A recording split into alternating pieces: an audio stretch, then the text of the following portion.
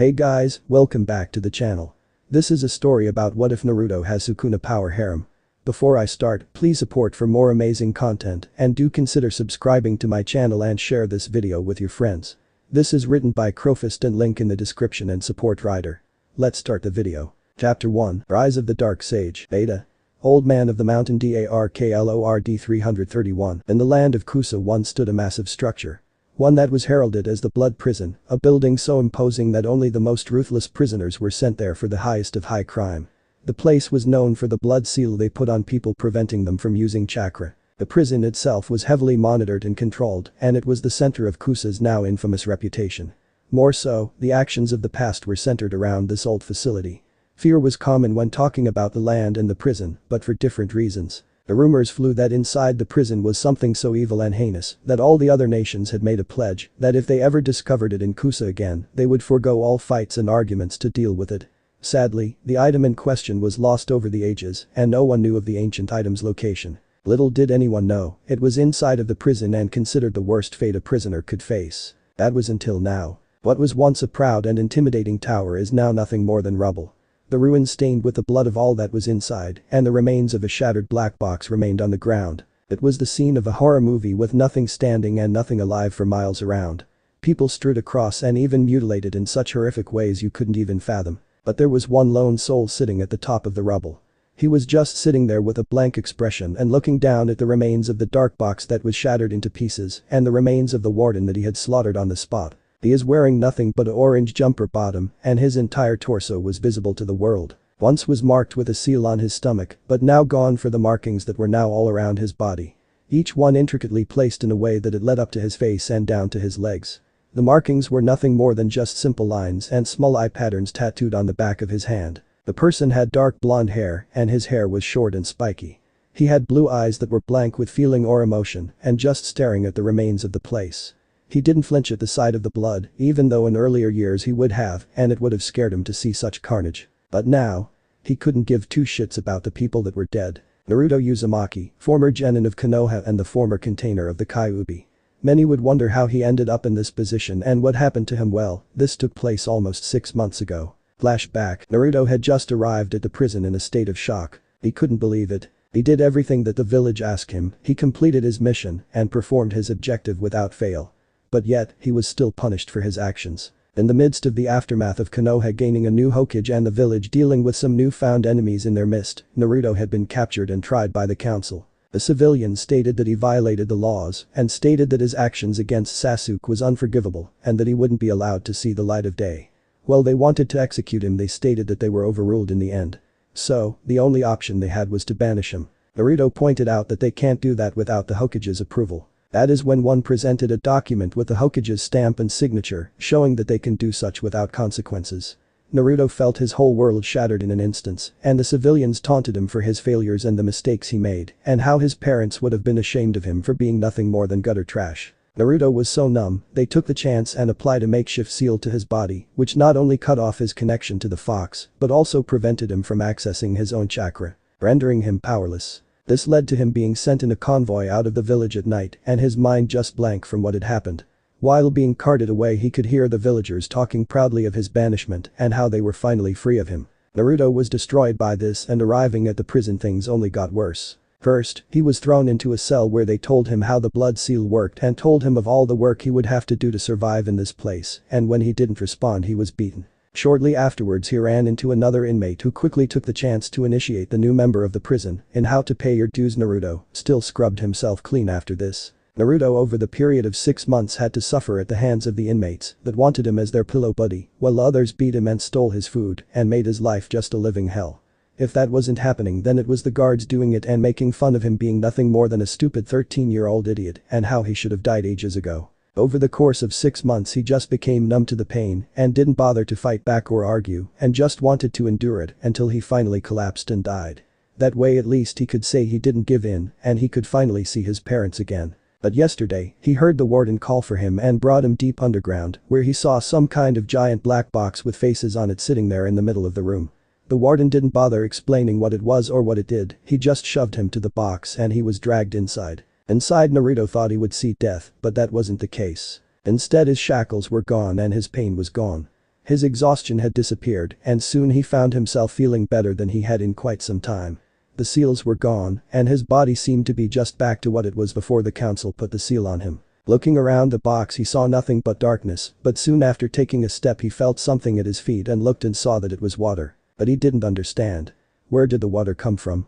It shouldn't be inside of this giant box. Could it? Naruto soon saw the world around him light up, everything was dark red, but he saw a large pile of bones leading up to what looked like a throne made of bones. Sitting on the throne was a red-haired man with red eyes and marks on his face. He was resting his face on his knuckles and he looked on with a smile on his face. Well, isn't this interesting? Naruto raised an eyebrow. Who are you? Interesting question, but I would have to say you pose a more interesting question of what you are. The man appeared beside him and touched his stomach where the seal was. When did he? Ah, I see, so you have one of the sage's little pets inside of you? Naruto looked at him. What do you mean the sage? The man frowned. You don't know who I am, do you? Naruto shook his head and the man sighed. Well, it would seem I have faded with the sands of time like all living things. He shrugged his shoulders. Oh well, it is what it is. The man turned from Naruto and appeared back on his throne sitting on it with his hand back under his head. Now then. The man smiled. I think we should talk. Okay. Naruto looked around. Where are we? Inside the box of eternal bliss. Or as I would like to call it, the box of my eternal damnation. Never heard of it. The man raised an eyebrow. You? How uneducated are you? Naruto gained a tick mark. I didn't have advanced education and was given the base minimum for most of my studies. The only thing I know how to do is train and use chakra. The man snorted. That's funny because your control is shit. Naruto frowned. Tell me something I don't know. By the way, how the fuck am I not covered in those seals? The man just waved his hand with one eye closed with a bored expression. Oh that? Well, it was quite simple really. I just willed them away. Willed them? How does that work? Young one, he yawned, when you get to be my age and spend eternity trapped in a box made for controlling you, you learn a thing or two over the ages. He waved his hand around. Sadly, the only thing I never figured out was how to escape this stupid box, as it is tethered to my dark chakra. Dark chakra, what's that? The man's eyes widened. Wait, you never heard of dark chakra? He appeared in front of him. Hold still. The man grabbed Naruto by his forehead and he felt a burning sensation racing through his head. The man in question held him in place for a few seconds before releasing him and having nothing betraying his thoughts. He just stood there, no emotion, no expression, and no sign of movement. The man just stood there until he gently leaned upward and released a sigh. Hagoromo, you damn fool. Boo. The man turned to the boy and frowned. Your childhood was pretty shitty, kid. Naruto frowned. Yeah, not by choice. The man shook his head. No, mostly not, but you could have challenged the status quo in a different way or actively tried to improve. Instead you goofed off and did stupid things like doing pranks. Well, it did help in some manner with your training and deception. It did nothing for the areas you needed improvement in, such as control and making moves of your own. Naruto frowned. How much of his life? I saw everything, child. Everything? Did he? No, you're just easy to read, brat. He sighed, but it looks like the world has gotten weaker since my time, since there are almost no sign of practitioners of dark chakra. Without them there is no balance to power. Hagoromo, you damn fool, you messed up everything for what? Your stupid little idea of helping everyone. The man just rubbed his face with his hand. Fucking idiot. Okay, can you tell me what you're talking about? The man turned to Naruto and smiled. Kid, what if I told you of a time where there was two forms of chakra? One that was called light chakra and the other is called dark chakra. What if I told you those that master both disciplines gained unimaginable power and can even extend their lives to the point of near immortality? Naruto frowned. I ask what the catch is. The man laughed. Good question, brat, and the right thing to ask. He smiled and held one of his fingers up and soon chakra materialized on it and started to ebb and flow without shape but soon formed letters. The price of dark chakra is that you have to let go. Let go of what? He formed a skull. Everything. He smiled. One that masters light chakra believes that one is only done by the righteous path, but let me ask you something, what is the right path? Who ordains what the world should be? Naruto had a question mark above his head. Fate, I guess. Everyone seems to have some thought it does. The man shook his head. You're wrong. The truth is there is no right answer. He formed a skull and soon held his other hand out and he saw fire form in it and take shape of the same skull. The truth of the world is that there is no such thing as the righteous path or the evil path. Good and evil. Yin and yang. Monsters and saints. They are all concepts. Concepts crafted by humanity to justify its reasons and actions. They are just reasonings that one makes for themselves to justify everything they do in their life. For example. One that burns down a village, for example. Murders everyone in the village. All because their village leader says so. What do this make them? I don't know, a loyal soldier and someone helping to strive for the betterment of the world. Wrong. It is just someone justifying murdering another person. To kill people because you can and want to. No one can actually make someone else do something that they don't want to do no matter what is done to them. The reality is, there is only one person you answer to. Yourself. Exactly. Sukuna put the two skulls together and soon the energies converge and soon create a beautiful skull that floats in his hands. Well, the two skulls that he materialized with what Naruto guessed was light and dark chakra were just made in chakra form. This was an actual skull. Once you fully grasp this, one can truly find their own balance with both light and dark chakra. One can attain a level of power that is viewed as godly. You attained such a feat. The man nodded and let the skull fall into his hand so he could examine it. It wasn't easy if that is what you're asking. It took a long time for me to come to these terms, but in the end I managed to complete this goal without too much trouble. Once you know how to do the process and become in tune with it, the rest becomes so much simpler. The man tossed the skull, but back to the main issue you are facing. I'm guessing you were expecting to die when thrown into this box, right? Naruto nodded his head. Well then you should have, but when I sensed your chakra and could feel the energy inside of you, I knew right away you're different, so I brought you to me instead of the demon. Especially since I know for a fact that you are in Uzumaki. What does that got to do with anything? He smiled. I'll tell you in time. Asshole. Thank you. He turned to Naruto and smiled. The truth is, when I sensed your presence and your chakra and that, he pointed to his stomach, I knew that this is a golden opportunity for the both of us. How so? Simple, you want to gain power out of this world and have a teacher that really teaches you and puts their faith in you, right? Naruto nodded his head slowly. You also want to know more about actual chakra, not the shit that they are teaching you that is half-ass, although the Rasengan is probably the most innovative of the moves you know, considering it is the greatest byproduct of pure light chakra. He smiled, but you don't know the potential that you have with dark chakra due to no masters using it. No, I don't. Then you also don't know about the potential you have in front of you. So you're offering to teach me? Yes. The man smiled, walking up to him and putting his hand on his shoulder. You're a tortured soul, someone that has lost faith in humanity and wants to finally start thinking about Naruto rather than Konoha. He then walked around him and hovered near his ear. I mean, that's been your whole life, and look where it got you. Naruto clenched his fist. Yeah, but what do you want out of this? Obviously you don't want to stay in this box, but there is no way out like you said, and that it is feeding on your chakra. The man nodded his head. True. But at the end of the day, there is a way out thanks to that. Naruto saw his finger was pointed at his seal, and he frowned. How is the Kyuubi going to help us? All he has done is scream at me and taunt me for being so fucking stupid and how my parents were fools. The man just sighed. Kid, what I'm wanting is to take the fox's place. How would you do that? He smiled before clapping both of Naruto's shoulders from behind. Simple, all I have to do is force myself into the seal while banishing the Kyuubi. You make it sound so simple, the Shinigami was needed to. Yeah, I know that process. He came from around Naruto while picking his ear with one of his fingers. The Shinigami is the only one that can release and seal the Bijuu blah blah blah, the man sighed. Everyone always says that, but it is not true. He pivoted on his foot turning 180. There is another way, I can release the Bijuu and send it back into the other world, releasing it to be with the other half of its chakra. But in exchange we need something to take its place. Naruto nodded. You. The man smiled. You catch on quick. He clapped his hands. Yes, I would be the replacement. The good news is due to my chakra and power it would work. I might not be as endless as a Bijuu, but my power is more than enough to have the seal recognize me as your prisoner.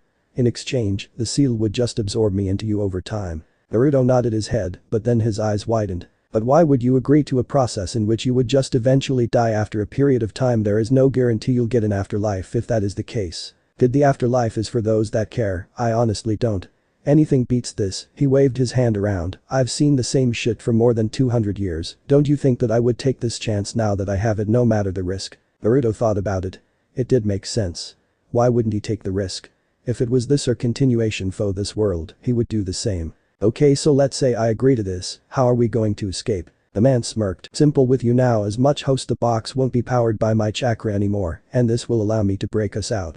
But probably run into a wall of resistance, so I might have to get your body dirty. Naruto shook his head. Do whatever you want, this place means nothing to me, the guards are pricks, the warden is an asshole, and the prisoners are just going to get what is coming to them. Ah, I see, so killing them won't bother you. Naruto sighed. At this point what is the fucking risk? Do what you want, but I better remain dominant in this relationship, and you better not try and fuck with me as I will self-destruct the seal. The man laughed. I knew I would like you, kid. Okay, I can agree to that, but under two conditions. He held up one of his fingers. One, I can take control of your body when the time is needed, and I can use your body if you're in a situation you can't handle, but I won't harm any allies you make in the future. Deal? Naruto nodded. Well then, let's get started. I, the Dark Sage Sukuna, ruler of the Dark Arts, shall now grant you power out of this world, and soon you and I shall make the world remember your name for all eternity." Naruto saw him covered in a dark aura, and then he saw nothing but darkness. Flashback ends. Naruto sighed, the tattoos on his body started rescinding, and Naruto could only look up at the sky in boredom. So this is what it is like to massacre a large group of people.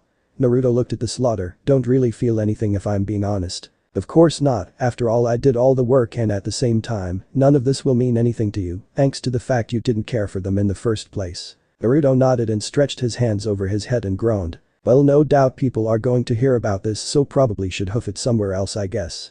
Any suggestions?" "How the fuck should I know? I haven't seen the outside world in ages. Back then it used to be clan against clan, nothing like this world.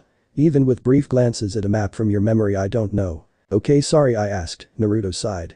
"Maybe I should go to Wave or something, might be a nice change of scenery, and it would give us the privacy we need to start training a bit." That is the country you helped end a tyrant, right? Should work as long as we don't run into any of your former colleagues, right? If we do then you can deal with them. Don't get cocky, brat, your body is still your body. I can't use it as well as my original, meaning we can still be beaten by superior and more experienced opponents. But if worse comes, I'll break out my more powerful moves, but those will definitely draw attention, since they tend to leave their mark on the landscape." Naruto nodded and started on foot. He had a long road ahead of him, who knows what he will run into while on his way to Wave. Konoha. Jiraiya was furious. No, that is putting it mildly. He was beyond that, he can't even think of the word that it would encompass. He was so mad he didn't even bother to peek on the hot springs when he heard rumors that the hottest women were going to be there. He didn't even bother writing down material for his new book. Why was he like this? One reason, Naruto. Apparently word got back to him when he came back to the village that he was gone. Where he didn't know and no one was telling him shit. But he got word from a drunk civilian that Tsunade had signed off on him having his chakra sealed and sent away to prison for his actions against the Uchiha. Jiraiya heard him call his mother a whore and his father a piece of shit. Jiraiya cave in his mouth, knocking out all of his teeth and blood dripping from his knuckles. Stomping through the village, everyone gave him a wide berth in fear of what he was going to do. After getting into the tower he walked past Shizune and without hesitation kicked open the door. Jiraiya, the kabuki white hair ninja, glared at Tsunade, who was sitting behind her desk. Most would describe the woman as beautiful with her monster-sized breasts, her youthful appearance, the blue diamond on her forehead, and her shapely figure that just complimented her. While normally he would make a lewd comment, he was not in the mood, and Tsunade had never seen her teammate this angry before. "Jiraiya, what the hell is this about? You do owe me a new door." Jiraiya walked up to the desk and quickly threw it with one hand across the room. "I'm in no mood, Tsunade. Tell me, give me one good fucking reason why you did what you did and I might just understand, but if you give me some kind of bullshit, I swear on the name of my students and his wife, I will kill you here and now for treason." "What are you talking about, Jiraiya?" She looked on in shock and annoyance, but seeing his anger, she knew that he was not in one of his happy moods. In fact, she never saw this side of him in the later years, but now, she knew she was not messing with Jiraiya the sage who does his dance, she was messing with one that is the strongest of the Sannin, and the most dangerous for a reason. "Why did you banish Naruto?" "Banish? What the fuck are you talking about? The brat should be on a mission right now with his team. I mean, yes, Sakura is still keeping an eye on Sasuke, and Kakashi is just hanging around the village, but the council assigned him a long-term mission with some Chunin. Are you stupid?" He reached into his pocket and slammed a document in her face. "How do you fucking explain this? The whole village knows about it." Tsunade looked at the document and her eyes widened. "I didn't sign this." "Bullshit, it has your signature and stamp on it." "Jiraiya, I didn't do this. I wouldn't, I just got done telling Naruto a few months ago how proud I was for him bringing back that traitor." "Yeah, well, the village seems to be in the mood recently, and I don't know about this bullshit mission you're talking about, but who was on that mission with him?" She went through the document scattered on the floor and found it. "It is some Chunin set." Jiraiya snatched it and read it before growling. "Were you drunk?" "Huh? Tsunade, this is fake." He showed her. "I know every person in this village and the 3 names on this list aren't actually Chunin." But Tsunade fell into her chair and her mind went out for 100 miles a minute. "I was busy healing everyone that I didn't have the time to really talk to Naruto. But then he stopped appearing in the village, but I was told that he was on a long-term mission and was given this form. I mean, we were swamped with things going on due to the recent attack and damages and the new contracts and allies that I didn't bother to really read too much into it. I haven't been leaving this tower in months, it feels like." Looking at the other document Jiraiya showed her and she frowned. "Jiraiya, I swear on the name of my family, I didn't sign this. Someone else had to forge it. I mean, I was so busy healing people through the hospital, dealing with the Uchiha and other matters that I left most of the stuff to the council." Jiraiya groaned in frustration. "The council? Tsunade, they have been out for Naruto for years. The only reason they never could get to him was thanks to Sensei and thanks to the elders. While they might not like the boy personally and have their own beliefs of him, they still see his value and try to protect him from the more radical groups. Even Danzo. Tsunade slumped in her chair. So, that explains why they were so eager to take over and help with some of the paperwork and even assign missions for Naruto. Jiraiya frowned, but soon saw tears running down her face. He saw real emotion out of her, and part of him could sense it. She genuinely didn't know, and from the looks of it, she never signed the document. But then how did they get the Hokage's stamp and forged her signature? Oh my god, Tsunade jumped to her feet. Where is Naruto? We have to find him. Tsunade, stop. Jiraiya pushed her into a chair. If you go around announcing what happened, all this is going to do is start a panic in the village. The civilians will start messing, Naruto's friends might start finding out about his personal friend, and you know how the elders will react. They might even use this a reason to have you removed, and we can't afford that. But we can't just sit here. Jiraiya nodded. Yes, which is why we need to think. We need to find out how they got your signature and stamp. Do you know where the stamp is? Tsunade frowned and rummaged through the desk and found it. Here. He frowned. Was it sealed? Tsunade sighed. No, I hadn't had the chance to do so after the mess that was started thanks to the Uchiha brat. I see. Then while you were busy helping and healing, someone must have snuck in here and stole the stamp, and after they used it returned it. Okay, but what about my signature? He sighed. But forgery. If it was shown to Naruto, he probably didn't even know the forgery and probably took it at face value. Tsunade sighed. Sounds about right. Both Sanin fell to the floor and all Tsunade could do is cry. How is it I screw up with the people that are supposed to be important to me? Jiraiya. Harem. No, it is true. There is nothing now. Naruto is gone, banished, and who knows where, and I don't know who in this village I can trust anymore. She cried. I wish I knew what to do. Jiraiya hugged her and patted her back. He's alive. The Toads confirmed that since his name hasn't faded from the contract. I know this for certain. Then we can still find him. Jiraiya nodded but glared. But first we have some stuff to do before we can find him. Tsunade wiped her eyes and glared. Yeah, bring me the elders for a private meeting. It is time to fix Konoha, starting with them and the fucking council. Jiraiya smiled. Sure thing, Harem. Also, take a look at the Uchiha brat seal. I want to make sure that Orochimaru can't influence him if we can avoid it. Sure, I'll do that once we have this matter resolved. Tsunade nodded and sighed. Naruto, I hope you can forgive this foolish woman for being so stupid and blind. Chapter 2. Returning and Lord of Flies. Beta. Old Man of the Mountain Darklord 331. Naruto had managed to make a long trek across the land. After leaving Kusa, he continued traveling on foot through the many different nations in between. Naruto avoided any patrols of ninjas and avoided drawing attention to himself. He knew that in time that the Leaf would come looking for him when word got around about the destroyed prison. If that was the case, he was sure that Jiraiya would come looking for him and throw him into another cell to keep him from becoming a threat due to his hidden power. But in reality, he had no interest in dealing with people from his old home and viewed it more of an annoyance. He knew that even with his newfound power, there was no way that he could win against someone with more experience and talent than him, so he needed more time to train his newfound powers and learn some new skills. Sukuna on the trip had taught him a different form of chakra control to improve his overall performance and make his power less draining, or overwhelming is the better term.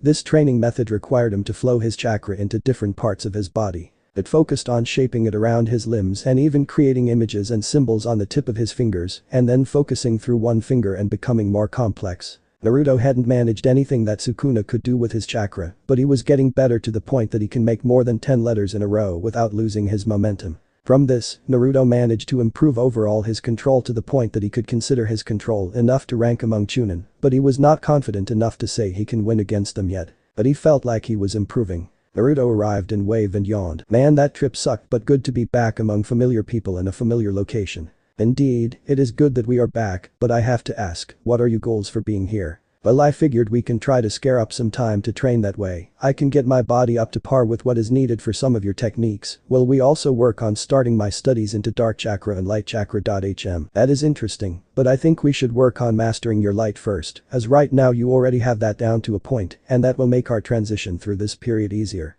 Plus, with Dark Chakra there is the chance you might lose yourself to it, so it is better to hold off until we are further into our training. Okay, also I thought about visiting Inari and see how he is doing and letting the family know what happened.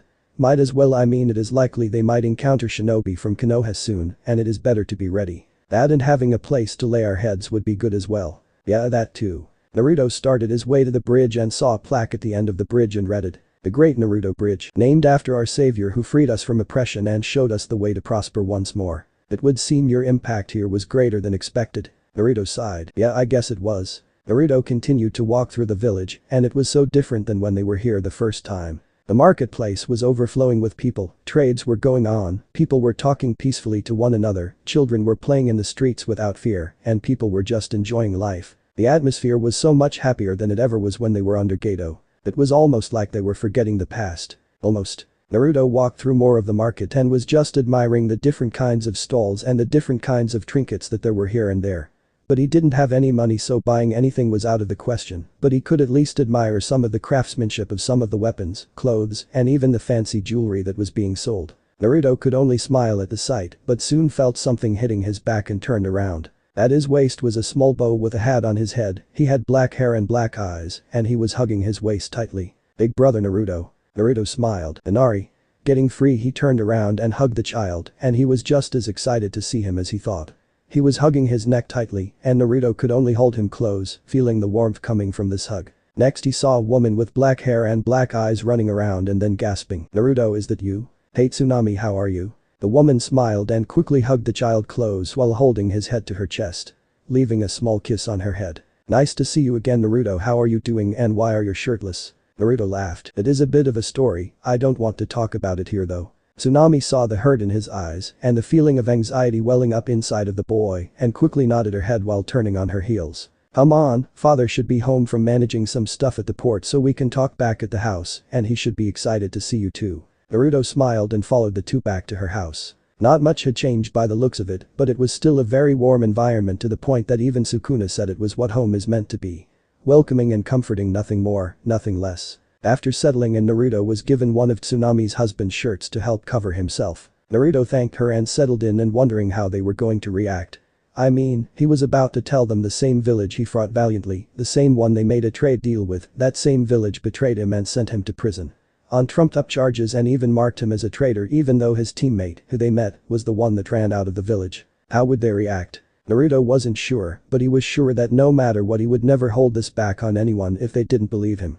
I mean, he did this to himself, and he praised the village for everyone to hear, and now it was coming back to bite him on the ass. Relax brat, people change, things change, nothing ever stays the same forever, trust me, I would know. You stayed the same person that you once were in that box for all this time. HMPH, touche brat. Naruto soon saw an old man walking into the house and he smiled. Hey brat, good to see you. Naruto laughed. Yeah, good to see you too. I hope you don't mind me being here. Not at all brat, we owe you big for everything you have done, but where's your team?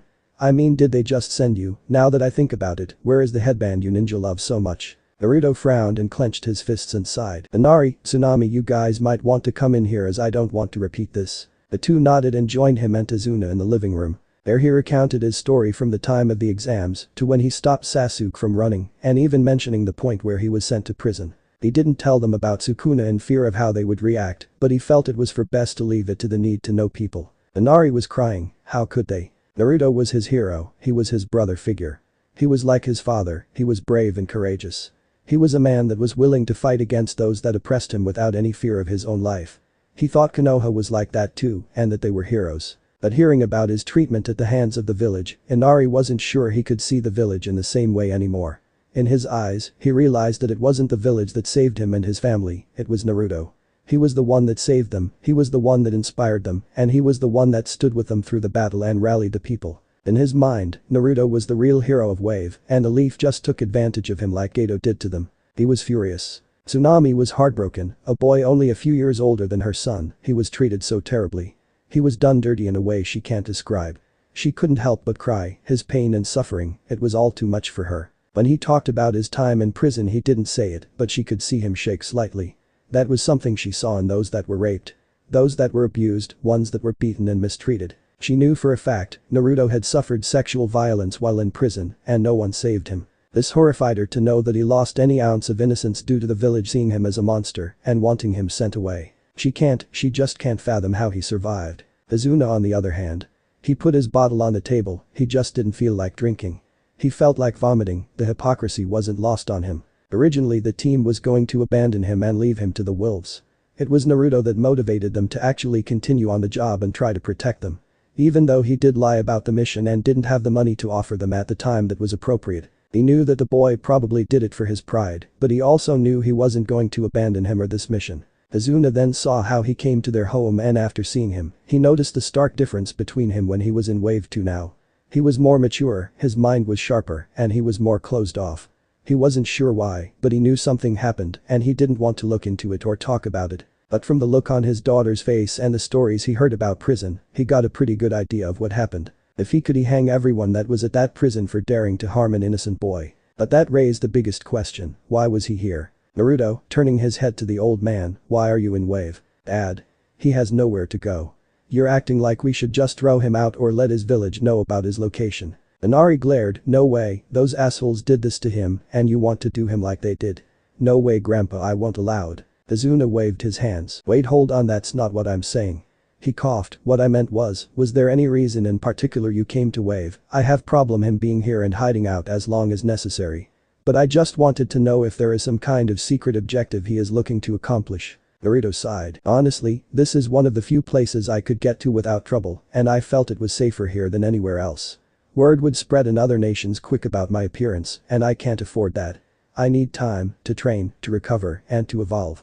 He held out his right hand and clenched it. I was too prideful, I thought I could take on the world just with the confidence that I could. But I was a fool, I suffered for my pride. He rubbed the scar on his chest, it almost cost me my life. I was lucky he missed by a few inches, but that won't happen again, and I can't bet on luck that it will happen again. Naruto sighed, so, I needed somewhere quiet and peaceful that would allow me to train without interference and allow me to grow my skills to the level that they need to be. Azuna nodded his head and smiled. Well then, it is no trouble to me that you stay with us. After what the Leaf did, as soon as we pay what we owe, we will terminate our trade agreement with them. He snorted, we have alliances coming in from other minor nations and even the Land of Iron, soon we won't need the Land of Fire's protection when we have other nations willing to come to our aid and fight for us. Tsunami nodded, plus we have some of those people from that other continent living here now. They offered to help protect us if something was to happen. Naruto raised an eyebrow, other continent. Azuna, Tsunami, what do you mean other continent? As far as I knew there was only the elemental nations. No one has ever mentioned other continents out there in the world. Azuna nodded and took a swig of his drink. You would be right, but I heard an interesting rumor floating around a few years ago. Apparently there is another continent about 3 months sail away from here. They are supposedly a nation similar to ours, but they are in the midst of a giant war that broke out between one nation against the other nations. Lately more and more people from those nations have moved into Wave and settled down in our little nation. Most of them are ex-warriors or people that did use weapons or other tactics and are looking for a peaceful place to sleep. They have become shopkeepers, traders, and warriors for our village to help safeguard us from bandits and invaders. Naruto was amazed, there were people powerful like that outside the elemental nations. What can they do? Azuna laughed. One of them could control fire without doing those fancy hand movements that you ninja use. Really? Naruto raised an eyebrow, that is impressive. How easier would his life be without having to use hand signs to create jutsus? In my time I created tech inks with either a single hand sign or no hand sign at all. In time you can learn to do something like that as well. But this talk about nations without hand sign users is intriguing to me. I think it would help if we look into some of these people and learn more of this new land. Maybe, it can be a new beginning if we ever need it. Naruto nodded his head. Agreed, but for now we should get to work on training. So, I'll excuse myself and we can go see my friends and then begin. Very well, but I want to meet these fighters soon. Naruto got off the couch. Well, thank you all for the hospitality, but I would like to get some training before the sun goes down. Alright, but please be back before sundown, Naruto. Naruto smiled at Tsunami. Understood. Naruto left the house and sighed. That's a mother's care, huh? Interesting for sure. Naruto proceeded to walk away from the village and further out into the outskirts. There he found the spot he was looking for, but what was going on there made his blood boil. In the opening was the grave marked with a white mask with lines on it and another grave that was marked with a big sword that was buried with the blade in the ground. However, there was someone there with a group of men, they were trying to remove the blade from the ground and struggling to accomplish this goal. Sukuna, I need to kill these men. Calm down, brat, killing them will prove pointless if we don't know who they are. We should at least try to capture one of them alive so we can find out why they were trying to steal the sword. Fine, but you do it, I don't think I'm strong enough to handle all of them still. Right, better safe than sorry, see you're learning. Naruto closed his eyes and the markings appeared on his body again before they opened and showed red eyes staring on blankly. Walking up he shouted, hey bastards, I would step away from the sword. His voice was deep and regal, making the men by the sword turn. Most of them were terrified at first at the voice, but seeing the person, they just laughed and scoffed. The one with the sword smirked arrogantly. Hey brat, why don't you go piss off before I take this sword and cleave you in half? Don't know you who I am? A deadbeat. No, I'm the legendary bandit known as Gozo. I'm the man that slayed the mights of Uzumamachi, and this blade is mine by conquest. Yeah, you tell him, boss. No one should stand against a man that defeated the demon of the mist. Fool will get killed for sure. All Sukuna could do at this point was release a small chuckle before breaking out into full laughter. He was laughing so hard tears were rolling down his cheeks, and he couldn't help but feel elated. You dumbus, I know one thing for certain. A dark ominous aura started to form around Sukuna, his body was starting to glow with dark power, and all they could make out was his red eyes staring straight at them with a sadistic grin plastered on his face. You've signed your death warrant with that comment. Putting his hand up in a half prayer he smiled. All of you can enjoy the afterlife. The men were frozen by the aura, but they screamed in fear and tried to run only to find their bodies falling to pieces. An explosion of gore raged out, and soon the man trying to pull the sword screamed and ran, forgetting the blade in the process. Sukuna sighed. Well, that was pointless, so he was just your garden variety of a thief. He looked at the blood and with 2 fingers swiped through the air in a sideways movement. The blood soon was pulled off the grass and floating in the air. The blood converged on one point, forming a giant ball of blood floating in midair. Sukuna stared at the ball, and with a snap of the 2 fingers, the ball vanished. All clean and ready for our lesson. The tattoos vanished on Naruto's body before his eyes turned blue. Geez, that never gets easier. Naruto held his head and could feel the ringing sensation going through his mind, and just trying to center his balance was proving to be a challenge. You grow used to it the more we do it. But for now, without dark chakra you will not respond well to the swap. Okay, so now we begin training, and what about that guy that ran? Shouldn't we go and find him? Sukuna shrugged. It'd be pointless, he didn't know who we were, and honestly that fool was probably a coward to begin with and won't dare show his face to other bandits, and other nations are probably looking for him if he has been bragging about the sword for a long time. Personally, it would be more trouble and waste of energy to pursue him. Naruto shrugged. Now then, we have begun your training in light chakra while we were on the road, but now we need to work on drawing out more of it. So first things first, focus on your chakra control that we talked about before and start trying to bring out more each time. Naruto groaned. Got it. Naruto got to work on making more letters with his chakra and just went along with this training method in the hopes of soon mastering his control to finally start learning more attack and defense techniques. The bandit that was running had fled far into the wilderness and just sighed before slamming his fist into a tree. Damn brat, I the mighty Gozo forced to flee as if I was a minor bandit. How annoying. He rubbed his face, smudging up more of the dirt and grime on his face. What's worse, all my underlings are dead, meaning I will have to start over from. He heard a crunch and quickly hid behind a tree. Straight ahead was a man with black hair walking through the forest without a care in the world. He saw the man was dressed in some fancy black clothes with a cloak around his neck to try and hide his appearance. He couldn't be sure, but he swore the man's ears were pointy, but he thinks it is a trick of the angle he was looking at him from. Plus this guy is rich by the looks of it. Meaning all I got to do is grab him and demand a ransom, and then I the great Gozo can rebuild my group and start on my conquest of becoming a famous warlord in the far future. I'll have nothing but sexy women all around me. He smiled and slowly walked up to the black hair man who was just walking aimlessly forward and just ignoring his surrounding. The bandit slowly crept on him, closer and closer he was getting. Gozo saw him stop, sigh, and turn to him. Gozo saw the emptiness of his eyes, his black eyes just bore into him, and all he could do is shiver. You should run, all that awaits you is death. Gozo growled. You are the second fucker today that has told the mighty Gozo to run. I won't let another brat treat me like this. The man sighed. Fine, but I did warn you. Gozo lunged at the man, reaching for his collar and aiming his knife at his neck to hopefully restrain him. He coughed up blood, his body was feeling limp, and all he could do is feel a cold sensation washing over him. Looking down, all he could see is a dark thing punching a hole through his stomach. He tried reaching to the thing, but it just pushed further into his stomach and he coughed up more blood before going limp. The being disappeared in an instant and the man could only sigh. 16 years old and I already have a body count of at least 400, how sad. He smiled at the sky. God, please, grant me my release, let someone come to kill me soon. The man walked away from the body and all that was left of the man's presence was a swarm of flies that flew onto his body and started to slowly drain it and eat it. Chapter 3. Time and Wave and Meeting with the Toads. Beta.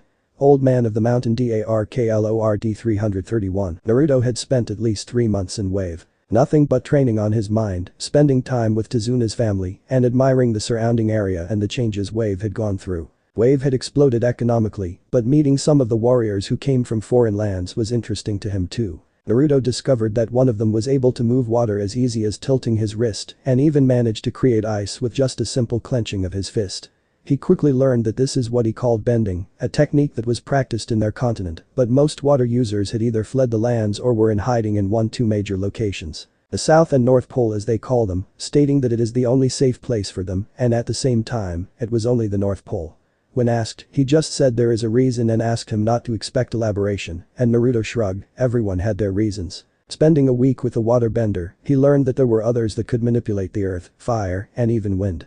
He was interested in bending, and so was Sukuna as it seemed like they were using a different form of chakra, but he was not sure what. His theory is that possibly that humanity had the ability to use these same powers ages ago, but each continent developed them differently. In the case of the elemental nations, it was developed in a way through chakra and using all internal energy to fight, while bending was more about spiritual alignment and mastering movement while going with the flow of combat. But hearing that some are born without bending and that it is rare for someone to even have the bending skills outside of their main element is unheard of, except for one figure that they referenced as the Avatar, who was said to be in tune with the spirits and that they can use all 4 elements. The last one disappeared over 100 years ago and stated to be still gone and expected to be dead since all air users were wiped out by the Fire Nation. Sukuna scoffed and said it sounded like there was more to the story, but it was clear that the history would not be told by those that were wiped out or those that were attackers. History is written by the victors, and life remembers the victors as they are portrayed. Naruto didn't fully grasp this at first, but he did understand after looking at the history of the elemental nations and the situation with his old village, and how they are made out to be heroes and godlike people. He quickly realized that humanity is seemingly capable of great evil and corruption, even with the most honest intentions, and he had no issue dealing with those who dare get in his way. But he still wasn't sure what his alignment is. Dark chakra is corrupting as Sukuna drilled into his head. So if this is true, that means it'd be like using the Kyuubi's power again, but this time it'd be his own, and it could drive him mad or even change him. The last thing he wanted was to hurt the people around him, but Sukuna informed him that he would stop him if that happened. However, he knew Sukuna wouldn't stop it forever, so he had to make sure he is ready for when it does come, and he is on his own again. Studies in light chakra, however, were progressing. He found that learning the chakra control exercise is easier, and that he was starting to find his own groove, as he said, and starting to flourish under his teachings. Sukuna explained to him that light chakra is always easier to master, as this is the one that most people are exposed to the most, while dark is harder to master, and more times than not twists people and their minds. Naruto understood, and thanks to Sukuna not only was his control better, but he even started progressing on his elemental studies. He studied fire and wind first. Sukuna stated those are probably the most flexible elements that they can study, as earth is rare and harder to master without a solid foundation, while water and lighting are more chaotic and dangerous if not controlled properly. So using fire while alone, he only risks hurting himself or burning down a tree, while wind is more about cutting and dicing people. During this time he learned to call on the flames without doing hand signs, but it takes more concentration, but with one hand sign he can breath out the flames, and the technique can spread into wider ranges. Wind, on the other hand, was a different matter and something he was having difficulty mastering. That was until he met someone who was a master of manipulating the air. Flashback. A man dressed up as a monk in an orange robe and red sash stood there with a smile on his face. Your control of the wind is abysmal. I know. The man laughed before he did a small movement with his hand and formed a ball of air in his hand. You know, you're trying to control something that can't be controlled. Nothing can dictate the wind, nothing can stop the air, and nothing can make it bend or break. Much like water, but wind can't be contained in anything. Even the greatest techniques can't completely suppress the power of the wind. Naruto sighed and turned to the monk. Then what do you suggest? How should I look at this? He smiled, and with a swipe of his hand the ball of wind left his hand and slammed through a tree, leaving a good size hole. You must learn to let go of the need of control. Naruto frowned. I don't get it. He smiled. You will come and see me when you figure it out. The man began walking off and Naruto just rubbed his eyes. That was no fucking help. Sukuna told me the same thing, but this is just so confusing. Naruto collapsed to the ground and looked up at the sky that was starting to change from blue to orange to match the setting sun. He felt the cool breeze on his face and noticed that it had the smell of the sea in it. You can't control the wind. I guess it makes sense. I mean, the scent of the sea is carried on the wave of the Y. Naruto sat up and his eyes widened. How stupid, why didn't I think of that before? He stood to his feet, taking a deep breath. He then focused on wind release with his hand in a ram sign. The wind soon started moving around the tip of his fingers before he raised up his fingers and slashed it at the tree. The wind dashed to the tree and it cut through just enough to make it fall over. I did it.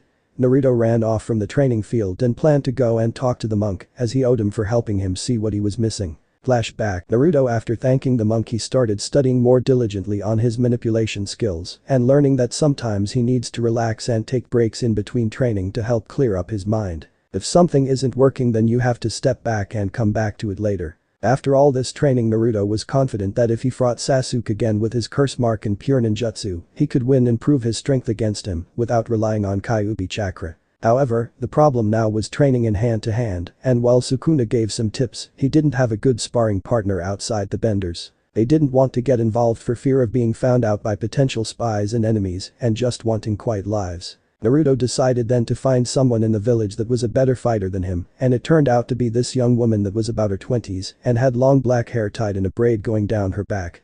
She had a smile on her face when he asked for her help, hearing she was good in hand-to-hand and some weapons. The woman was going to charge him, but hearing that he was the hero of this nation and just wanting to better himself to protect himself and those that he is close to, she reluctantly agreed but did ask that he pay for his lessons when he gets the money. Naruto agreed and soon started his taijutsu training. He learned the woman specialized in a fighting style that focused on specific points of the body and can leave someone immobilized no matter how much muscle they have to bypass. Naruto was curious and asked her the origin of the fighting style. It was designed to take down benders. Since they are troublesome to deal with, this style focuses on the point of the body that would allow them the most flexibility and mobility in a fight. But at the same time, they even took it a step forward and found ways to remove people's ability to move and fight and even talk. If one is talented enough, they could even stop someone's heart or their brain from processing information. Naruto had come quickly to learn this after she flattened him quite a few times in their sessions. When not working on his elements, he was sparring and learning this new style and how to make it his own, as he wasn't sure he can fight like her. She stated that was fine and that others have found ways to use this style against benders in different formats. He just had to figure out how he can use it. Naruto did for the most part, still using 2 fingers to hit someone's nerves and the points on the body that produce both Kai and chakra. But he still hadn't mastered enough to deal with his teacher without eating dirt for it. Ultimately, his training was proving fruitful. On the 6th month, that is when something happened. A new crisis emerged in Wave. Naruto was sitting at home with Tezuna's family and he came in sighing. What happened, Tezuna? Bandits, they are becoming a problem again. Naruto frowned. Have you put in a request for help? He nodded his head but growled. Some of the nations are demanding better trade deals and us to cut out other traders and give up people of prominence in order to ascertain their help. I told them no and they turned me away, stating they wouldn't come to our aid. Naruto frowned. Is this a big bandit threat? Yes. Some of the scouts have reported at least 200 of them, and while I'm confident worried, Naruto figured that'd be the case.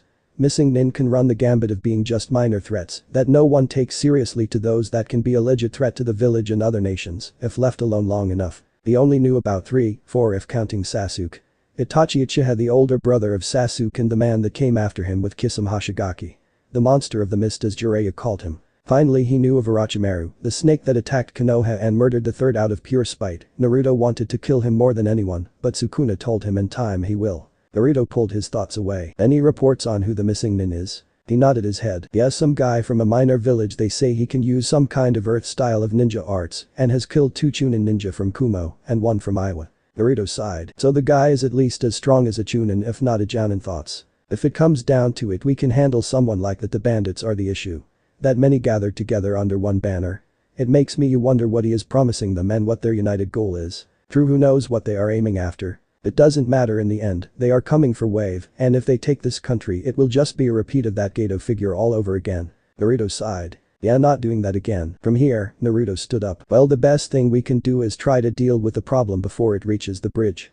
Do you know where they are? Tezuna frowned. Naruto, look, you're training hard and I don't doubt your strength, but Tezuna, I wouldn't be fighting alone. Huh? Naruto smiled. Trust me. 2 hours later, Naruto made it past the bridge and was heading south. He was told that is where their encampment was. He knew that if he could take out a few without them getting close, that would be good, but he needed something to even the odds, and it hit him. Summons. Naruto had signed the Toad contract and he was still on the contract last he checked.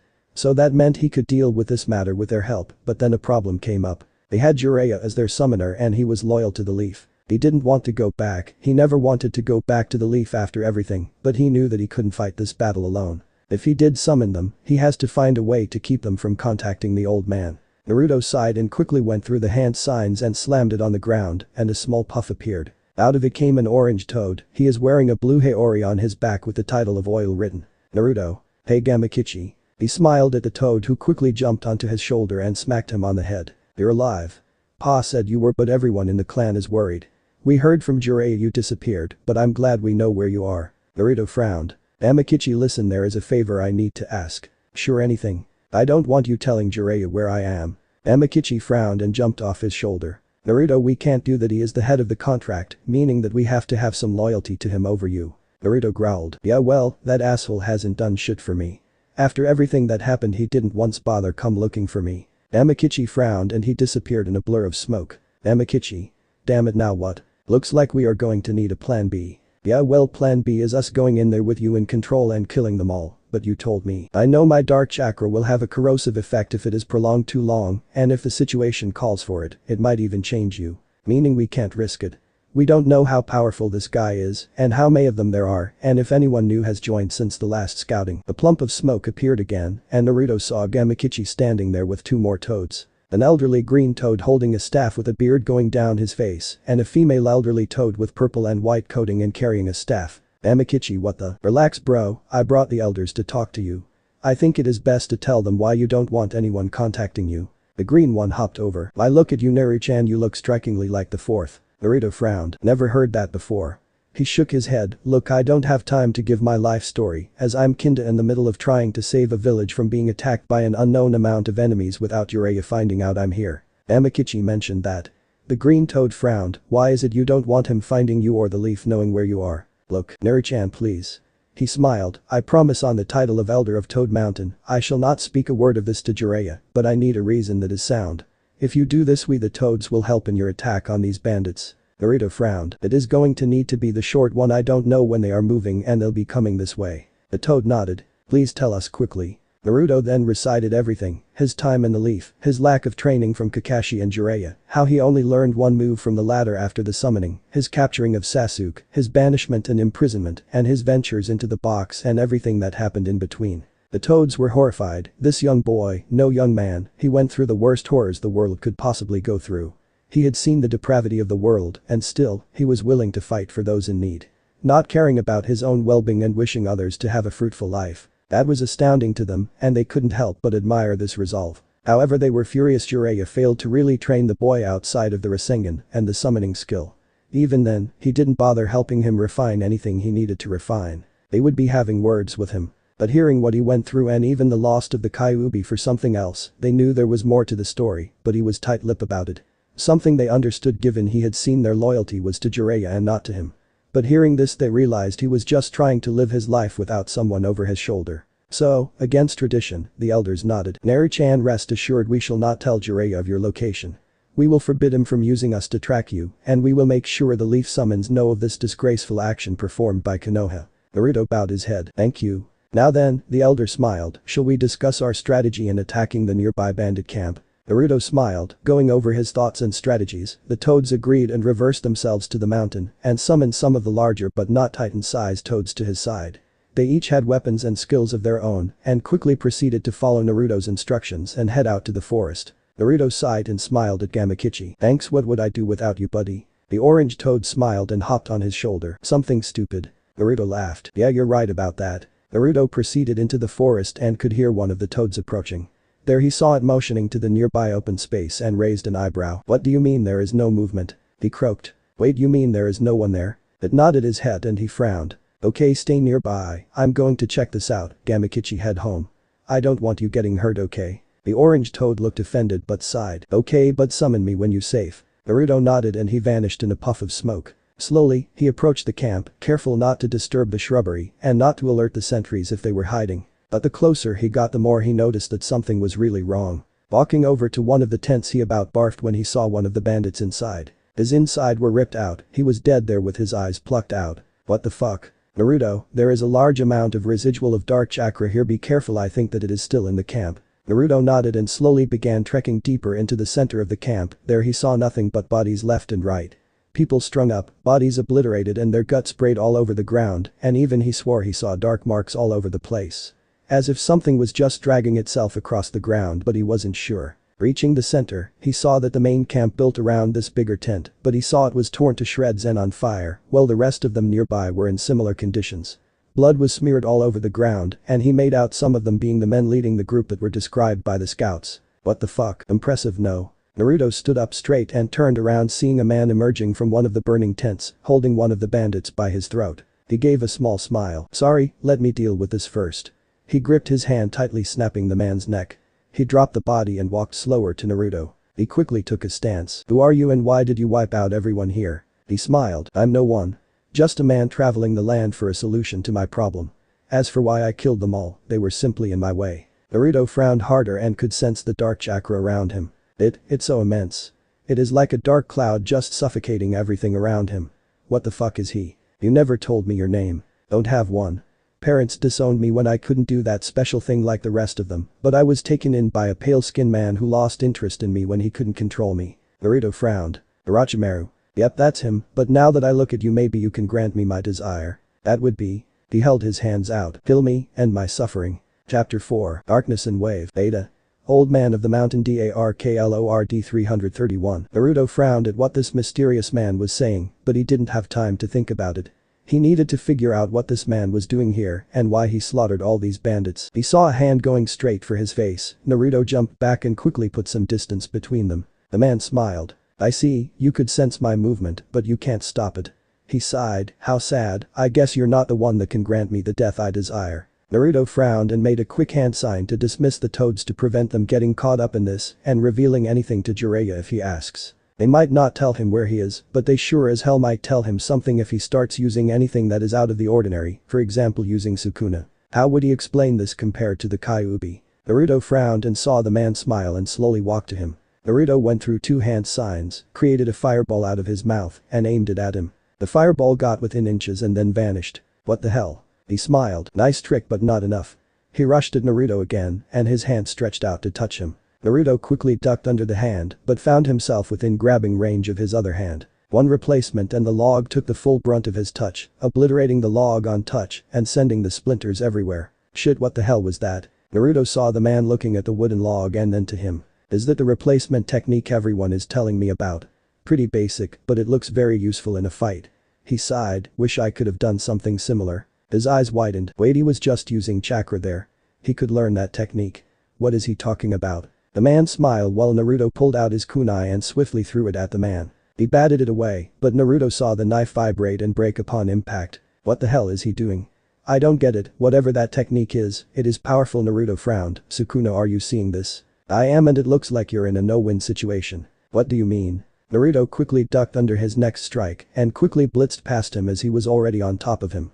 But he soon felt the pressure growing behind him and saw that he was staying with him through the mad dash. He is using dark chakra. I thought you said that dark chakra works in the same dimensions as light chakra. Yes, but didn't you hear what he said? He can't use skills in light chakra that can only mean one thing. He has no light chakra alignment. Meaning most techniques related to those that use it are impossible for him. So you're basically saying he can't use ninjutsu and the like. Not from this day and age. But that is beside the point, you're in over your head with this one. Naruto switched again and appeared behind the man and quickly went through one hand sign and soon held his hand out sending a giant gust of wind.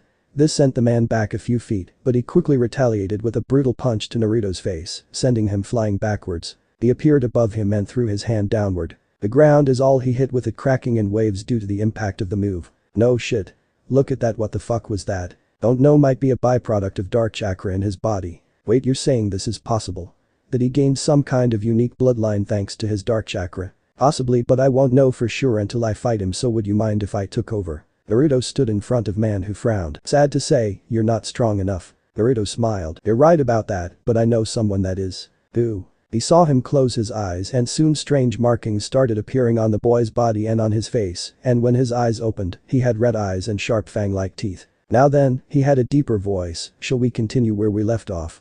He picked his ear with his finger. I don't think this will be much of a fight, but I can see your dark chakra is stronger than average, and if I'm guessing you might have a large amount of it on your own. Yes. The man frowned and quickly rushed to the transformed teen. He raised his hand out and aimed for his chest. This is how it always ends. Someone touched by me or get close to me, they die. I have to die to stop it. To stop the pain, to stop the suffering.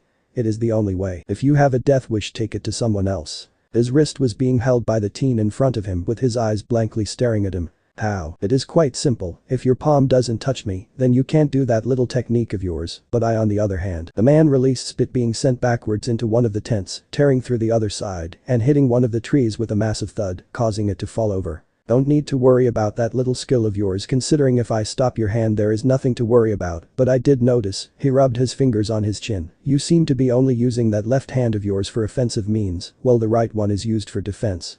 He smiled, so that leads me to believe that one is a shield in a sense, and the other is a sword, correct? The man frowned and slowly rose up from the kick. You're quite perceptive, I guess I understand why the teen would let you take over his body. Tell me you called it dark chakra, yes? Does this mean it is the reason I can't use normal chakra moves or even use my family's bloodline? The man raised an eyebrow. Your bloodline? He rubbed his chin further and slowly walked up to him, but the man rushed. Only to find his head pushed into the ground with the man holding his face with his right hand. Nice try, the kid tried that too during our meeting in his mindscape for training and it failed. How stupid do you think I am to get distracted in the middle of a fight? Sukuna raised his fist and slammed it into his chest, causing cracks to form underneath and the man to spit out blood covering parts of Naruto's face. Interesting. Sukuna jumps back and sees the man slowly get to his feet. Is raised an eyebrow, seeing the dark cloud forming over him.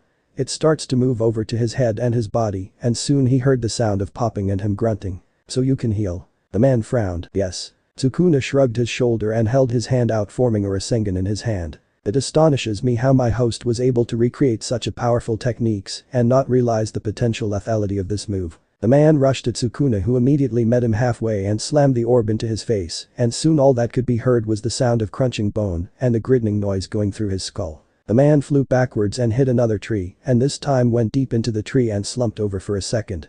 He groaned, the pain was immense and he was trying to slowly remove himself from the tree. But Sukuna sighed. Your power is impressive, but sadly you have no control.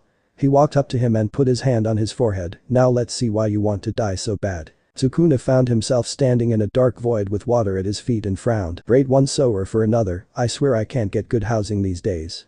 He sighed before turning to see something moving. So, you're the source. The being groaned and growled before screeching making the entire area shake. Sukuna stared at the being and yawned. So is that just your form of intimidation or is there an actual strategy with this move? The creature roared once more and it released some dark tendrils at Sukuna who just stared it down and with a swipe of his hand, the tendrils faded. Weak, that's all you are. I mean, I get you're a thing of dark chakra, but the reality is, you're not that impressive on your own. Without your host you're nothing. The beast roared once more and this time took a more humanoid form of a dark being with black horns and red eyes with it growing black wings behind it. The creature showed a pair of fangs in its mouth and rushed him, but it found it couldn't move. Looking around the creature noticed that its legs were grabbed by the water and held in place, but it quickly dispersed and flew to Sukuna. He quickly batted its attacks away and soon placed one hand on its face and the creature disappeared in a blur. How weak. He sighed, something like that is no threat to me. The creature emerged from the darkness, but he narrowed his eyes with a smile. I see. He caught the creature by its face and soon the creature struggled to disperse itself or free itself from his grip. Sukuna gave it a wag of his finger. So sad, too easy to predict and too easy to handle. Oh well, he shrugged his shoulder, I guess in the end you're just a parasite. The creature screamed and was soon covered in a bright white light and soon vanished. Sukuna turned his head slightly. So, what did you think, kid? Out of the shadows came the man from before, but instead of a blank expression on his face, he had a shocked expression. How did you defeat Satan? Satan? Sukuna scratched the back of his head. Kid, that thing was all you. You lie. I don't lie, kid, that is for people either aiming for a goal or to numb the pain that they are feeling through the day. The man looked. So that was manifested by me? Sorta. Sukuna walked around him and looked around the empty space. In truth your dark chakra created it during certain stress points in your life. Meaning that when you were in situations that caused immense stress your emotions manifested it as a way to handle the excess chakra that had built up inside of you. At the same time, it formed a more antagonistic form as a way to counter anyone that dared to harm you or provoke you in some way or another. He looked closer at the boy. It is also the reason you became able to heal from some of your injuries. Thanks to the dark chakra it manifested not only your ability, but also the power to heal, thanks to the excess nature and your desire. Meaning you didn't want to hurt anyone or get hurt, meaning you don't really want to die. But, then why? Why can't you use normal shit like others? Probably due to the fact you have no light chakra at all. Some kind of birth defect from generations of inbreeding or just plain luck, not sure, don't really care. But there is something you should know. He walked up to him and frowned. You have to train now to learn control. If you don't then the same problem is going to manifest again. But how do I? Simple, Naruto, my host, he is in the process of his own journey to learn dark chakra and light chakra from me. He is advancing on the ladder to the former, but he is still in the works. Stick with him and I promise he will help you learn more control over your power, and who knows? You might find something worth living for. The man looked down and frowned. All I ever wanted was something or someone to accept me and want me. Then give Naruto a chance, I'm sure he would be happy for you to tag along with him on this journey. He deadpanned, even though I don't know where this journey is going to let her end. The man's sweat dropped and frowned. Is it really okay? Sukuna groaned. Cry me a fucking river, yes it is fine. Just talk to him, he'll help you with control, and then you can learn to harness your darkness better over time. You just have to be patient, otherwise the same shit is going to happen. He stared at him, plus who knows, you might find what you are looking for. The man looked down at the water and stared at his reflection. People didn't want to be around him between his pointy ears and his sour deposition. Worse, his powers were too dangerous, and it could lead to him killing someone when he didn't mean to. At this point, he wasn't sure, but he knew one thing: nothing ventured, nothing gained. Okay, I'll try. Sukuna nodded his head and sighed. Alright, when we leave, Naruto is going to be in control again, talk to him, and hopefully you can square shit away. The man nodded and soon they exited his mindscape. Back in the real world, Naruto's body lost its tattoos, and his eyes returned to their normal shade of blue. So that was fun. The man frowned. Yes. He bowed. I'm sorry for the trouble. Naruto waved his hand. No worries, you were strong, that is for sure. I hate to admit it, but you caught me off guard quite a few times. Not only that, but your skills are top-notch. It'd be nice to have a sparring partner of your caliber around. The man coughed, hiding his smile. Sure. Naruto laughed but frowned at the surrounding. Well, might as well get started on the cleanup. Last thing we need is random people stumbling on these bodies. The man nodded and they began their cleanup, knowing it was going to be a bit of an afternoon and longer, with him having to explain the man's presence to the family. He hoped it didn't get blown out of proportion. Konoha, Swan, was sitting at her desk annoyed. Ever since she found out she was tricked by the council and how they were basically responsible for one of the biggest form of treason, she was having nothing but more headaches left and right. First was the elders, their meeting was nothing more than a glorified mess. Flashback, Amura, Kaharu, and Danzo gathered in the Hokage's office, frowning at the current leader and Jiraiya glaring at the three. Why have you summoned us, Tsunade? The woman growled at Danzo. That is Hokage-sama, respect the title or get out. Danzo nodded his head. Apologizes, I was just dealing with some matters related to security and have been up to my neck in issues with spies from Orochimaru. Yes. Hamura sighed while taking his glasses off and pinching his brow. It seems that every day we find more and more spies in the village and learn more about some of his attempts to perform sabotage in the village. He growled, not to mention the level of treason in the village is staggering. Kaharu nodded her head. She too was furious, too angry to speak. Well then, what about the rest of your pets? The elders frowned, with Hamura putting his glasses back on. What are you talking about, Tsunade? She frowned and asked, did you know what they did to Naruto? The three frowned. While initially the three were against Hirazen's idea of raising Naruto in the village and keeping him free and loving, they had somewhat come around to the idea. Even Danzo, who would never tell Hirazen this even in the afterlife, but he did come around to his idea. Naruto's loyalty was absolute, he would do anything to protect Konoha and its people. Hirazen had shown him that one must find their own path, and while his time in the academy was not great, he knew it was not his fault entirely. The teachers there were corrupt and hating him for the Kyuubi, not realizing the importance he played in the village. Shortly after his graduation, he had removed several teachers through some information he learned about them, and even had some imprisoned. Everyone except for Iruka, who at least attempted to fix the mess, but the damage was done, so he left the man alone. At least he proved he was loyal to the village and the people, rather than his own ego and selfish ideals. Danzo, contrary to what many thought, he did want the best for Naruto and wanted him ready for anything, as he feared for the what-ifs on the horizon. The unknown always terrified him, and while he did admit that his idea of turning Naruto into something like his root was a bad idea, he couldn't deny that this was not the best result either. Then he heard about some kind of mission that he was sent out on with some Chunin, but for the life of him, he couldn't find a name for this team or Naruto, and feared this was about that mess, and something happened to him. If so, then they not only lost the Kyuubi, but they lost the son of the fourth, and his wife, who he knew had secrets only Naruto could access, and without him they are lost forever. Worse even, without Naruto or an Uzumaki child to hold the nine tails, there wasn't a way to seal it, and the village would be doomed in an instant. It was days like this he regretted the actions he took with the Uchiha clan. While he did want to remove Shisui for his eyes, it was not for the reason people thought it was. But that is a story for another time. Tsunade pulled out a sheet and showed the elders, and they frowned. Everyone was looking into this mysterious group that was supposed to have taken Naruto on a mission, but no one could make a name or face of that group. Something they were suspicious of. What does this have to do with us, Hokage-sama? Tsunade growled. Did you know that the civilian council went out of their way to frame me as the person that banished Naruto from the village and sent him off? Amura's eyes widened, Kaharu gasped, and Danzo, he gripped his cane. Hokage-sama, we would never. Then tell me, why would this happen under your watch? Danzo growled. If you haven't noticed what I said earlier, we have all been swamped since the invasion and the Uchiha's attempt to flee. At this point, we can't be everywhere at once, and as you know, most of our shinobi have their own agendas and actions, same as the council. Tahara nodded. Yes, you signed off on this information. I didn't. Someone use my stamp and forged my signature. Amura looked at the document and frowned. She is right. Danzo turned to his colleague. What do you mean? The document is fake for sure, as I know the handwriting. I have seen it on the civilian council. This man has connections to the fire capital, meaning that most likely he is solely responsible for this mess. The group frowned with Jiraiya growled. Well, that doesn't change our situation. Naruto is gone, we have no idea where he is, and worse, if our allies find out. Danzo's eye widened. We would be in serious trouble. Danzo was no fool, Naruto had made them many powerful allies through the last few years. Wave for trading, Spring for their trading, some other minor countries, and even Taki having renewed faith in them along with Hot Springs country. They couldn't afford the scandal between all of this and their renewed dealings with Suna. Naruto's allies would turn down their trade agreements, allies would withdraw their support, and this would bring more trouble financially to their country and worse, bring their lord down from his palace. While the old fire daimyo wouldn't bother with dirtying his hands with things and saw it as beneath him, that is not the case of his successor, who was his son.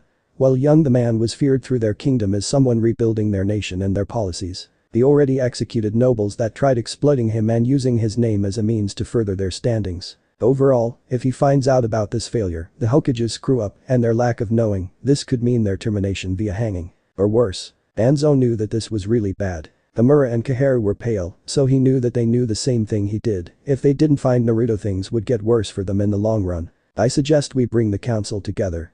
Hamura pushed his glasses up. We need to find out where they sent him and get him back as soon as possible, while also clearing up the misunderstanding of what happened. Jiraiya sighed. Wish it were that simple, but they'll never admit to a single thing. Even if we try to force the issue, they can bring the lord down and pin everything on us due to the documents and the like. We would be the ones in most trouble. If we do nothing, then we are still going to have to answer our lord. Jiraiya nodded. I know the Kaharu, but at this point we are stuck unless we can produce evidence of treason with them other than speculation. Danzo frowned. He agreed with this statement and knew that time was of the essence. If you wouldn't mind, the room turned to him, I can try and find the evidence we need. That way we can convey the council and solve the issue immediately. We need something to prove their treason is real through other actions, and thus pass doubt on them if the lord was to come to Konoha. Tsunade nodded and Jiraiya raised an eyebrow. How do you propose to pull that off? The man sighed. If you are willing, I can have those that are still with root training to come out and help. I swear on the will of fire and the beliefs of my late sensei, they will find this information for us and bring it to us to help undo this mistake. Tsunade growled. Not like we have a choice, but fine. But the minute you try some stupid shit. Danzo shook his head. Contrary what you may think, I will put Konoha first before my own ambition. So please, let me get started on this, and so we can find the boy. The two Sanin nodded their head, and Danzo quickly excused himself to find remnants of his route to help deal with this very personal matter. Flashback end. Following this meeting, Danzo had found tons of evidence they could use and even witness testimonies they can use, but the problem was getting their lord to come down without sparking up rumors. The minute their lord showed up and their ninja headed out, there was no doubt word will get out to their allies and enemies, and this was going to lead to more trouble. But she was confident that they could settle this matter quickly. Brat, wherever you are, please, be safe. A poof of smoke appeared on her desk, and she saw two toads. Tsunade-chan, please summon Jiraiya here, we must speak to him. The woman stared at the toads and headed out of the office to find her teammate, who was most likely in his favorite spot right now. His student and wife's graves. She wondered what did he do to piss off the toad elders now. Little did she know things were about to get a whole lot more hectic. Chapter 5. Beta. Old Man of the Mountain Darklord 331. Naruto and his new friend arrived back at the house, and after some conversing, he was allowed to stay in the same room as Naruto. Both had settled into the room quickly, and Naruto made sure that the family gave them some privacy upstairs as they needed to talk. Looking at the man, he frowned. Alright, I think we are alone. He nodded his head. So, I guess my big question for you is, who are you? I'm no one. That's not an answer. It is, my birth parents decided that I was unworthy of my name and lineage, thus they took it away from me. Naruto raised an eyebrow. Plan. He nodded his head before pointing at his ears. As you can see, I was born differently than some of my peers. I was born with pointy ears, which is highly unusual. Yeah, but not the weirdest thing you can have. He smiled. True, but that was not the problem. You see, doctors confirmed I had chakra, but for some reason I couldn't use it in the traditional sense. Meaning, I couldn't use the family bloodline skill or even create the basic techniques that my clan took pride in. After a few years of failing at this, they finally had enough. They took away my name and my place in the family, took me to a small village outside of the country and dumped me off there as a dirty orphan. One that was never to be seen again. Naruto frowned. Sukuna inside of his head just scoffed. Don't think too much of it. This is common among people. When someone doesn't live up to an expectation, it is not their fault, but the person who can't meet that expectation's fault. Honestly, it is one of the reasons that people are so flawed. They create these ridiculous ideas that you have to reach this point because everyone else can. What is so wrong that someone can't reach that point, and maybe they can reach a different point or even reach a spot that has never been claimed in their family? Yeah, that is cruel, but I wonder. Naruto looked at the man's face, and he saw something in it and his skin tone that was vaguely familiar to him. Do you know what the clan's bloodline technique was? He nodded his head. Yes, it was an ocular bloodline, one that they called the Sharingan. Supposedly the founder of the clan had this power gifted to him from the Sage of Six Paths. Sukuna growled in annoyance but sighed. That much is true. Really? Yes, I met the boy a long time ago. Indra, if my memory serves me right.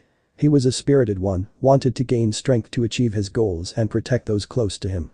However, his father chose his brother due to their similar ideals, and due to this drove his son away, and while the rumors are that he murdered people in the clan and even killed the sage, that was just a cover story. What really happened? Sukuna remained silent. Turning back, Naruto smiled at the man. Well, if you must know, I know that clan really well since the last male heir lives in our village. He frowned, and he is part of the reason that I'm out here now. The man's eyes widened. Really? He nodded his head. Yes. So pretty much getting thrown out was horrible. Yes. He smiled. Actually, getting thrown into that village was the best thing for me. I enjoyed it, quiet life, no trouble, no expectations, and just me doing me. I was happy there. He looked up. I found interest in things, was researching stuff, and even managed to find kids my own age that wanted to hang out with me. Naruto smiled. It sounds like a good place to live. It was. He frowned until it happened. What? He dropped his head. One day when I was about 10, our village was attacked out of the blue. We don't know why they came, but they did for some reason, and it was terrible. Us children were hiding waiting for the attackers to leave while the adults guided us all to safety. Sadly, the attack was non-stop and they just seemed to take a sick pleasure in things. He gripped his shoulders. There were women dragged into the street, raped and beaten by the men and women, men strung up like meat and whipped and skinned alive, and when they were done with the women they disemboweled them. Naruto frowned. Sukuna rolled his eyes. Then it happened. In a split moment I blacked out. But then when I woke up, everything was gone. Tears leaked out of his eyes. The children were dead, the bandits were dead, and the adults were dead. I don't know what happened or how it happened. But for some reason it did happen, and I knew I had to be responsible. There I was sitting in the middle of the bloodbath with blood on my hands and on my body. Nothing else could explain the situation. Naruto frowned harder and moved over to sit on the bed next to the man. From there, you mourned them. He cried. I did, but it didn't matter in the end. I knew I killed them, and I couldn't stop imaging their horrified faces when I butchered them. He cried into his hands. I still hear their voices whispering in my ear, talking about what I did. The evil that I committed against the world. Nothing in my mind will allow me to escape it. Naruto hugged him. You were heartbroken, but what happened after that? I left. There was nothing there now. There was no point in staying, so I wandered off. That is when I learned about the darker side of me. The evil that was dwelling inside and how it was lashing out when my emotions became too much. I couldn't stand it. Nothing in my mind was wanting to let it stand. I just couldn't stand it for anything. Naruto nodded his head while Sukuna hummed. Most likely due to the incident being such high stress, the dark chakra manifested in a time of fight or flight. From this, the chakra lashed out at everyone and anyone that got in its way because he wanted to kill them or wanted them to stop. Either way, it lashed out and overrode his mind for that brief period of time. Meaning it was like he had another entity inside of him. Exactly. Naruto sighed. That's when I met him. Naruto looked at him. Boo. He growled. A snake named Orochimaru. Naruto's body stiffened and he looked at him with a dark expression. He remembered him mentioning that along with the no bloodline thing, but he really wanted to get his hand on the snake. Where? He shook his head and pushed himself free of the hug. I don't know, it has been more than 3 years since I last saw him. First he took me an interest in my skills and the abilities that I was developing, but after learning he can't replicate or even use them, he gave up on me. Said he had other things to check out and left me in this dark cave. From there, the guards came to kill me, but after seeing that I could heal from near-lethal injuries, I guess you could say I just walked out of the building without any fear. He looked up. Ever since then, I have wandered the land looking for someone to kill me so that the darkness inside of me can finally be quiet. I understand that, but with it now gone, we can work on control and you can live a life that you want. The man smiled and nodded his head. Yes, I must thank Sukuna for this blessing. And if you don't mind, I would love to travel with you when we leave here. Naruto laughed. Sure, I wouldn't mind a traveling companion. Especially one that can help me with sparring and improving on my basics. Indeed. The two talked some more and after a few hours they ate dinner with the family and were enjoying the peace and quiet of the night. Naruto did have a thought of what to call his new friend, but he wasn't sure yet. But he would just call him his friend for now, and in time, they would find him something that fit him. But for now he would get some sleep as tomorrow he was training in his third element now and working on his Kai chakra blocking striking techniques. Konoha, Tsunade and Jiraiya were staring at the elder toads in shock. "You found Naruto?" Ah nodded his head. "Yes Tsunade, but at the request of the boy, we have agreed to not tell you where he is." Jiraiya frowned, but why, surely he would want to return home to his friends. After what the boy went through, it is the last thing he needs. Ma pointed her staff at them. "You two failed him spectacularly, and so did everyone else. We understand preferential treatment is not something you can give, but can you honestly say that it is alright to barely train the boy when you know people are after him?" "Well, I taught." "Yes, we know you taught him the Rasengan, something he had to master on his own without too much guidance other than the basics. Same with summoning. Bunta wants to talk about throwing a potential summoner down a hole with spikes as a way to summon." "You did what?" Tsunade grabbed him by the front of his shirt and he paled seeing her fist raised back. "Enough." Pa glared at them both. "You are also at fault as the boy believes you banished him after completing his job. I didn't look it as complicated, but we are trying to prove that it was the rest of the council that did this to him and not us. I stamped but I never signed, I swear to you. It doesn't matter at this point, Naruto-chan is heartbroken and struggling to find his own path in life. We the Toads have agreed that due to his treatment, lack of care, and lack of training, it is best to leave the body alone. We will not allow reverse summoning of the child, and we won't allow other summons to violate his privacy." Ma nodded. "Yes, the boy has enough trouble, and I think it will do him some good to find some peace and quiet and to finally be able to do things with his own devices. As the rest of you have failed to support him." The two nodded their head and Jiraiya clenched his fist. "I was afraid." He had his head down. "I screwed up. I admit that much. I took the kid's hard-earned money and spent it on booze and horse. He was furious when he found out and I never paid him back for it. I was going to do that with interest, but it never came up due to being attacked at the time." He left out a bitter laugh. Minato was a prodigy and genius when left to his own devices. "I thought that I could do the same approach with him, but I was a fool." Naruto needed more direct guidance compared to Minato. He was already more sporadic and unclear of what direction to travel in half the time. "Looking back, you're right, I was a shit teacher, one jutsu and a summoning, and I'm expecting him to be ready for S-class enemies with his shadow clones." He laughed darkly at this, and the Toad saw the somber look in his eyes. After failing as a teacher so many times, flashes of Konan, Nagato, Yahiko, Minato flashed before him, failed as a student, Hiruzen appeared in front of him, and he could see the disappointed look, failed as a teammate, seeing Orochimaru scoff, while Tsunade remained distant to him. Seeing all of this time and time again and not being able to actually do something right without it coming back to haunt me. I guess I just stopped trying so hard. I'm pathetic. I got all hot and bothered by his disappearance and the treason, yet I didn't do shit for him as his godfather and his father's teacher. Tsunade walked over to him and hugged him. "I can't speak as a student as you were a shitty one, teammate though. You're more loyal than Orochimaru ever was. You were the one that pursued him until it ate you alive. As for teacher. Yeah, I think that your mistakes are what caused this, but that doesn't mean you're a terrible person or don't have the right to feel bad. You feel guilt, you feel responsibility to him. If you really didn't give a shit about him, then you wouldn't feel this way." She frowned. "I was supposed to look after him as he inherited the dream of two people I love. I failed due to how busy I was and trusting the wrong people." She cried. "I didn't do everything I could and look what happened." Both of the adults hugged each other and the elders stared at them. It was a clear message that they did love Naruto, wanted the best for him, and wanted to get him back. But due to the mental damage he suffered and the physical abuse, which they haven't revealed yet, they are not sure he would feel the same way. One can only be betrayed so much until they finally snap. After a bit of time passed, the two separated and sat down talking to the Toads again.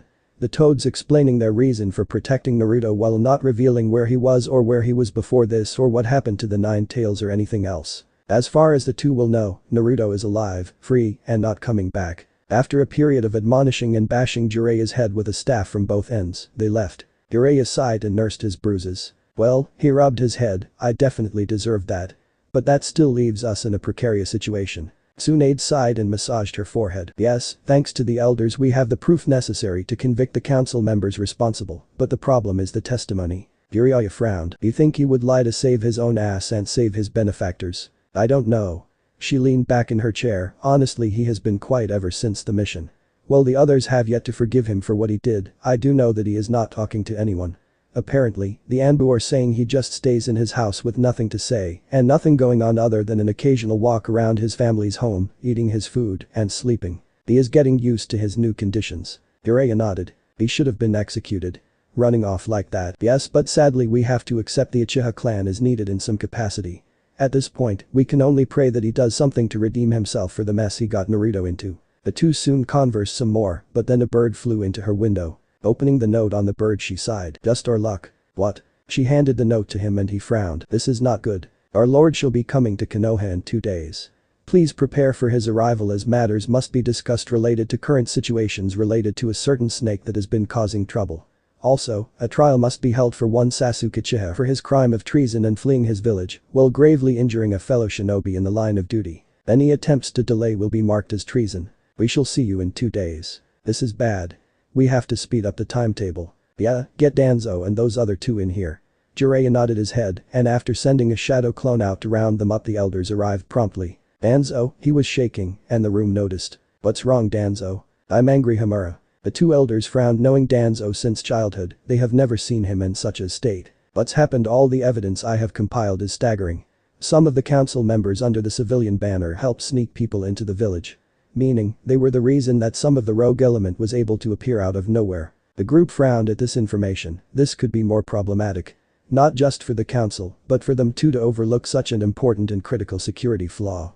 Especially if they had gotten the lord killed during the exam or people of the court, then they could be facing greater problems with the village may be liquidated for their failure. More to add to the pile. Yes, Hokage-sama. Homura sighed and rubbed the bridge of his nose, honestly this is just the worst piece of information that we can stumble on. If the other nations find out about this it could be seen as we intended to allow the assassination of important figures to ascertain more power, or we are that weak and stupid. Koharu sighed. Unfortunately, the civilians have always been lying low and under the shadow, and we never saw them as a true threat. That was a mistake on our behalf, we should have monitored the situation more. Danzo shook his head. What's done is done, we have to mitigate the situation we are in front of. Between the trial coming up, the mess with the council, and now finding Naruto Uzumaki, we don't have the luxury of worrying about things one at a time. We need to manage the situation with the Uchiha, then the council, and how we are going to find Uzumaki and try to salvage our soon-to-be-destroyed ties. Tsunade groaned. You're right, but luckily for us we have word that Naruto is alive and still moving about and that he is no longer in the place that he was originally. The elder's eyes widened. Where is he? That unfortunately is something the toads aren't telling us. Jiraiya looked out the window. Due to what happened, our failure to protect him, and apparently what he went through in the village, and having to come to realization of everything that happened to toads, have deemed it more important to protect him over helping the village. Jiraiya sighed, not that I can blame them, the contractor is always the first thing that the animal summons protect before some idea of a human village. To them, it is more important to help someone than the group considered the abusers. Danzo nodded. That is to be expected. Danzo, you can't be serious. Danzo turned to his oldest friends. I am. Having a contract myself, I know the importance of summoner and summon, and Jiraiya is right. There is nothing we can do to convince the toads otherwise, and considering they are one of the highest summons in all the land, it makes sense that other summons would heed their will. Koharu and Homura grunted, not understanding, but seeing Danzo relent they did as well. Tsunade sighed. The good news is he is safe and alive, which means all we have to do is find him after this mess is settled. But first comes the trial. Our lord will be here in 2 days. He will personally overlook Sasuke in fear that someone from the council will try to give him a slap on the wrist for everything he has done. Homura nodded. I agree, but I also disagree. We can't afford to lose the boy as well. Koharu frowned. The boy is a traitor just like the rest of his clan. Danzo sighed. Maybe so, but that doesn't mean we can afford to lose Sasuke. He looked at everyone in the room. I don't think I have to explain the importance of the Sharingan to everyone, and I don't think I need to explain the reason we still need an Uchiha with the other nations on us about our own tailed beast. The group nodded and he continued, more so, I do agree the boy must be punished for his actions. We can't just let him get away with running off to a traitor like Orochimaru, a man that murdered my teammate, and say it is just the cursed seal. We have seen in Anko the power of the seal is based on the resistance of the user. So far he has shown no resistance to the seal or willing to suppress it, meaning he was fully aware of his actions and his behavior. Henceforth we must try him as appropriately as possible. He looked and saw everyone nodding their heads. Continuing he stated, but we can't ignore his importance and the status of the Uchiha clan. It is nearly wiped out. Itachi is the last survivor outside of Sasuke, and I doubt the boy will return if we allow his execution. Plus, he might have some semblance linked to Naruto, his teammate and someone who fought hard to bring him back to the village, as he stated he was his friend. Danzo sighed, at this point the only thing we can do is see if we can at least get the court to agree to something other than execution. Other than that, we don't have much of leg to stand on when it comes to him. Tsunade rubbed her forehead for the headache, but then her eyes widened. What if we get him to testify against the council? Everyone looked at her. If Sasuke can help clarify the truth related to what happened on the missions and the truth behind the incident, we can maybe use this as leverage to help improve his chances of avoiding the worst possible punishment. Amura rubbed his chin. It is possible, but it is not likely given the serious nature of the situation. Tsunade nodded, yes, but we can't ignore the fact he was marked by the snake against his will, and while he did run off we can say that the lust for power was tempting, as Orochimaru always had that skill about him. Jiraiya nodded. Orochimaru always had a talent of twisting people to him to serve him in his hour of need. He looked at the group. Plus, if Sasuke remains in the village, we can also use this as a chance to bring him out of his hole and kill him. The group frowned. While the latter wasn't as important, they did admit this is a possibility to help get him out of a serious jam. Alright, we have a gamaplan. Turning to Danzo, I trust you to bring all the evidence, Danzo. He nodded his head. Yes, it shall be there and we shall hopefully have Sasuke to testify as well. Hopefully. Day of the trial. The room was gathered. The lord was sitting in his chair in front of the accused. Sasuke was chained to the floor with chakra-suppressing cuffs, and his attendants were standing around him ready to strike him down if they need to. Next to him was his advisors who were masters in chakra manipulation and also aware of deception and lies to help protect their lord from deceit. Sasuke Uchiha. The lord glaring down at the boy who didn't even look up at him. You are charged with treason, desertion of the Hidden Leaf, and attempts of murder against a fellow shinobi. How do you plead? The shinobi council just stared uncaring at the boy. He had endangered most of their children and wasted resources trying to retrieve him. They held nothing but disdain for the boy. The civilian side wanted to assign him a lawyer to help through the proceedings, but surprisingly Sasuke declined the offer and stated he was just wanting to be alone. Not knowing what he was thinking, they waited as they were fearful of what he had to say. The elders watched neutrally while Tsunade and Jiraiya just watched with blank expressions. Sasuke, on the other hand, slowly lifted his head up and saw his lord's black beard and his elegant battle robes.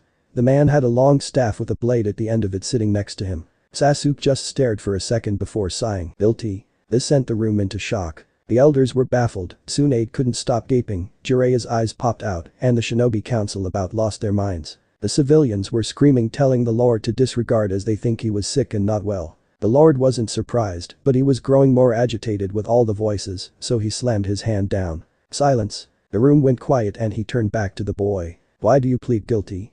You know what awaits you if the charges are proven. Yes. Sasuke looked up. If I may, I would like to speak freely. The lord stared but nodded his head. Thank you. He took a deep breath. Being alone in my house, I had a lot of time to think. A lot of time to really grasp what had happened. To really put in perspective what I did. To be honest. It horrified me. He looked at the room. I could apologize for what I put you all through, your children through, and what I put the village through. But I can't, as we all know it doesn't matter at the end of the day. I did what I did. All because of my own vanity and greed.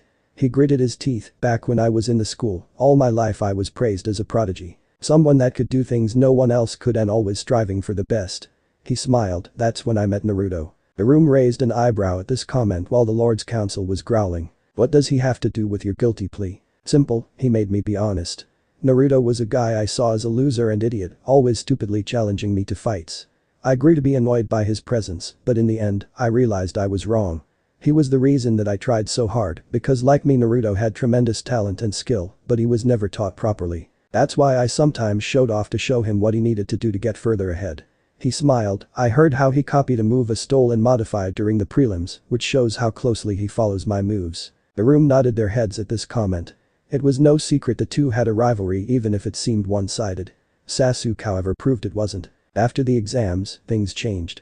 I saw all the progress I had made paled to Naruto's progress and how his victory over Gaara more than proved he had grown more than I had. I grew jealous of his attention and skill he was developing and wondering why I couldn't catch up with his improvement. That is when I followed him after I heard Itachi was after him. I didn't know why, but I wanted to fight Itachi to avenge my clan, but to also protect Naruto from fighting him. I knew how strong he was and knew the chances of winning were low, but if I could stop him from getting close to Naruto even by the smallest amount, then I could live with that. I already did it once in Wave, I would do it again. The room was surprised by his honesty and the sheer devotion he was showing to someone that was an idiot in his eyes. After our fight at the hospital I saw how much more he was progressing, and though I needed a new approach. That is when I remembered the mark in Orochimaru's offer. I won't lie, I did remember how he killed the third, but I was blinded by my desire of power and my desire to get stronger in order to defeat Itachi that I just didn't care at that point. Sakura even wanted to go with me, but I knocked her out knowing it was for the best. But sadly Naruto followed like he always did. He smiled and the court saw tears flowing down his face, but in the end I treated him like garbage. He held back from killing me, he weakened his Rasengan not to kill me on his first hit. Avoid using the power he has inside of him and more, he just seemed to try so hard for me, and all I did was push him away. He smiled. When he dragged me back I made one promise in that moment. I would own up to everything I did and what I did.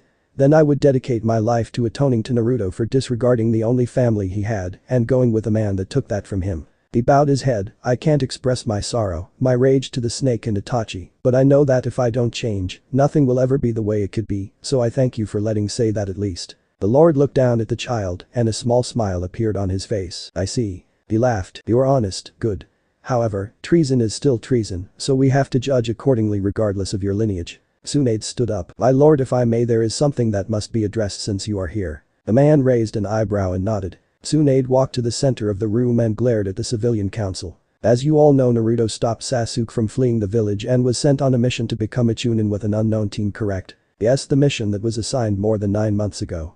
Hiashi, the Hyuga head, frowned. Now that you mention it, we haven't heard a thing about him or the team that was sent with him. Tsunade sighed. I'm afraid there was a misunderstanding. While I did sign off on a mission, there is no such sect of ninja in our village. I have looked through the charters, and 2 have been dead for 3 years, while the other one has never existed as a ninja, but a civilian that passed away a year ago. The room was standing up. Are you saying that Naruto is with some unknown group? She looked at Tsume and then her lord and bowed her head. Naruto was unknowingly banished by the hands of the civilian council. Shouts soon erupted and the civilians were shouting at Tsunade. Preposterous, how dare you shift the blame to us when it is clear that you signed the document. The man at the front of the group brought out a copy of the document and smiled. See, it is clear as day that you were the one that signed it. I figured someone would do this, so I had a copy made to ensure our lord that our loyalty was never in question. The lord stared at the document in his hand and motioned to his aide. He quickly snatched both documents and looked through them. After a few seconds he frowned. My lord, the one that the civilians have shown. Yes. It is a forgery. The counselor was pale and shouting, liar. You're just doing this to discredit the council. He glared at him. I know Tsunade's handwriting since we have been getting reports about the backlash of the invasion and all the information she is gathering from that mess. This is clearly not hers, as I know this one look more like some documents other people have signed recently. He glared. I do wonder how you managed to copy her signature so much. Tsunade sighed. Because of the mission statement. When I signed it they copied it as best as they could. Anzo stood up. It is true, my lord, and that is not all. He pulled out some files and dropped them in front of the aide. We have confirmed that members of that council have helped with the invasion plot by sneaking people into the village for some money. The aide looked through the documents, and the more he read the redder he was getting, until he read one report that made him pause. It states here that Jiraiya taught Sasuke the Rasengan and was a major asset on the mission. But for some reason, there is barely any mention of the Uzumaki boy in this document. Sasuke's head snapped up for the first time after hearing Naruto was banished. That's a lie. Sasuke glared. I was knocked out by Itachi before meeting Jiraiya and helping Naruto out as best as I could. It was Guy that brought me back to the village, and we had to wait until Tsunade returned to be healed. I see. The man frowned. My lord, it is quite clear that the council has falsified documents, lied about their involvement in the invasion, and have committed treason more times than I can count. The lord sighed. Yes.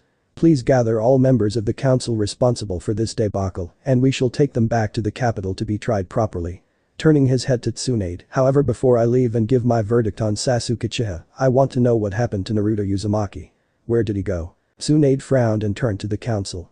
They stared at her and she growled at them, with the aide glaring and Sasuke glaring. One counselor, thinking if he talked he might get a deal, said, we sent him to the blood prison. The room went quiet. Even the lord was pale. You did what? You sent a child to that horrible place. He slammed his hand on the table. Scum. All of you remove them from my sight now. The shinobi didn't need to be told twice and quickly removed the council from the chamber while he turned to Sasuke. I have more pressing matters at this time, so let me just state Uchiha. For your crimes I'm having you restrained to the village, your chakra sealed for a year, and you to be monitored for 3 years. Do this and we can evaluate if you can return to the forces sooner. Uchiha bowed his head. The lord quickly stood from his chair. As for the rest of you, here is my royal decree. Find Naruto Uzumaki. Yes, sir. Chapter end. Chapter 6. New Paths. Beta. Old Man of the Mountain DARKLORD 331. Naruto and his new friend finished their routine in wave. They had been training there for another month before deciding to part ways with the country.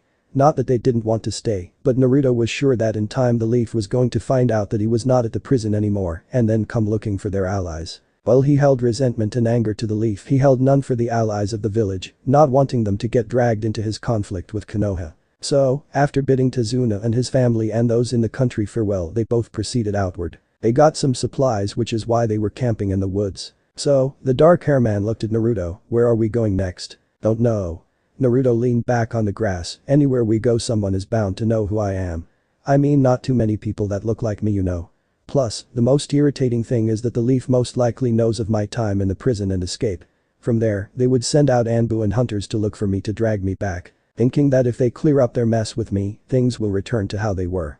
Naruto snorted, as if, I'm done with the whole shinobi life, from now on it is all about what Naruto wants, and those that choose to stand with me shall profit. The young man nodded, yeah, I feel you. He looked up at the stars. I always wanted to travel, but due to my affliction, I was always afraid of going to places that were populated, you know. Yeah, I feel you there. Naruto looked at the stars. Maybe, we can find something that is interesting enough to keep us going, you know. Maybe, something that would give us a purpose. Naruto sighed, man, it sucks, my whole life was for the Leaf, and now, it feels like there is a hole, and I don't know how to fill that hole. Naruto sat up, but first we have to get you a name. He stared at him, I'm not going to call you no name, and I hate referring to you as the stranger next to me. So, do you have any idea of what you want to be called? He shook his head. Naruto groaned, man, you're sometimes a headache, you know that. Naruto then smiled, but then again that is probably what makes you a great traveling partner. The man smiled, yeah, I feel the same way. But still we need some kind of destination. Naruto felt his mind waver, then why not travel to my homeland? Huh? The man looked up and saw Naruto's confusion. Is it Sukuna? Yeah, it is. What do you mean your homeland? Naruto saw a mouth appear on the side of his cheek, and while normally that would have freaked him out, he did this twice while they were in wave, so that he can converse with the group. So after the second time it was not that surprising to him or his friend. My home, you see, years ago I formed this temple during the early periods before what you call the shinobi era began. There, I studied and researched chakra and learned a path of enlightenment unlike most around me. Others only focused on light chakra manipulation and enlightenment, and there is no doubt they got much stronger from this process. However, they never realized that to gain true enlightenment, you must completely understand dark chakra to go with your light chakra. I had students appear after a few years passed and people heard of what I did. They studied relentlessly under me, and some even managed to achieve their own heightened states, but sadly, not a single one was able to reach my state of enlightenment. Is there a point to this story? Naruto was really wanting to get to the center of this matter. Yes, there is, shithead. You see, while I was building my home I found something very interesting underneath. It turned out that this was some kind of temple of sorts, one I had never seen before or after. Honestly, I wasn't sure what the fuck it was and kinda left it alone for a while. But after reaching a higher level of understanding I decided to give it another look over and was surprised that the thing seemed even older than I expected. How it works is a mystery to me, however the thing was incredible. It gave me insight to the culture that was before our own, their studies, their methods, and their teachings. On top of that, I learned that this thing could grant weapons. Not just any weapons but sentient weapons of great power. Interesting. The dark-haired man frowned, are you saying that it matches someone with their preferred weapon or somehow changes to suit the user's desire? Exactly. I used it and gained a scroll of infinite knowledge, allowing me nothing but endless information to be stored on it for future uses. However, after that bastard Hagoromo sealed me away, the scroll disappeared, meaning all that knowledge was lost. That sucks. Yes, but then again probably for best. Hagoromo had it in his head that chakra should be used by all as to promote peace or some garbage shit like that. Knowing this train of thought, I was worried about what would happen if he got his hand on my scroll of the machine. Imagine him just handing out sentient weapons to every stupid fuck that came that way. Now granted, I did create some weapons that might have had a bit of a negative reputation. Especially in today's age by the sounds of it. The 7 deadly mist swords, the great sealing jar, a powerful fan, and a powerful lighting blade. Both boys' eyes widened, those were all weapons crafted by this so-called sentient being. Now they were interested. So you want us to find this chamber and gain something for ourselves, right? Exactly, and before you ask, no, there is no way someone could have found the chamber after all this time. Not only was the entrance sealed by yours truly, but the method to enter the room was also sealed by me. That was to stop Hagoromo from actually doing something like I previously mentioned and just making things more chaotic. I might be evil by definition of the people around me, but I still have some common sense. Naruto nodded and so did the young man. So do you at least know what the place was called before you got sealed? Might help if we knew which direction we are going to go in. Land of Darkness, just because I was there. Hagoromo really was a whiny little bitch, I swear. Even his sons were less annoying than him. Naruto's eyes widened. You actually met both of his sons? I thought you only met the older one. Wait, the guy we're talking about is the sage. Naruto looked up. Yeah, he is. Apparently he belonged to some clan called the Otsutsuki or something. Apparently they were just a bunch of godly beings that had access to chakra whenever it suited them. But one apparently went beyond that and became a goddess. I see. Yeah, after Hagoromo and his brother defeated their mother, he started spreading his teachings and chakra everywhere. Well, the toads did help in this process. They didn't tell him to spread it among the people so wildly, even they were smart enough to know such a thing was foolish and too idealistic. But he did, so that was a problem emerging with his two sons, Ashura and Indra. Both boys were the opposite of their father in every conceivable way. One being more driven by his strength and having the powerful eyes of his soon-to-be-formed clan. While the other was considered the weaker of the two of them, he had a way with words and managed to earn the love and respect of the people. But then the day came and he chose the younger sibling to succeed him, angered the older one. However, from what I gathered from the two brothers, there was some reconciliation between them. While the older brother was still angry to be overlooked, he came to terms that it was not his brother's decision, but their father, and grew to hate him. That is when he came to my temple asking me questions about things and asking me to guide him. At first I was reluctant, but I agreed once he annoyed me. From there, we went through some of my teachings and philosophies, and surprisingly the guy started to chill the fuck out. Even started his own family, which he promptly distanced himself from his father, calling himself Indracha. As for the younger one, well, he came and talked to me, and after reconciling with his brother, both agreed to walk their own paths away from their father.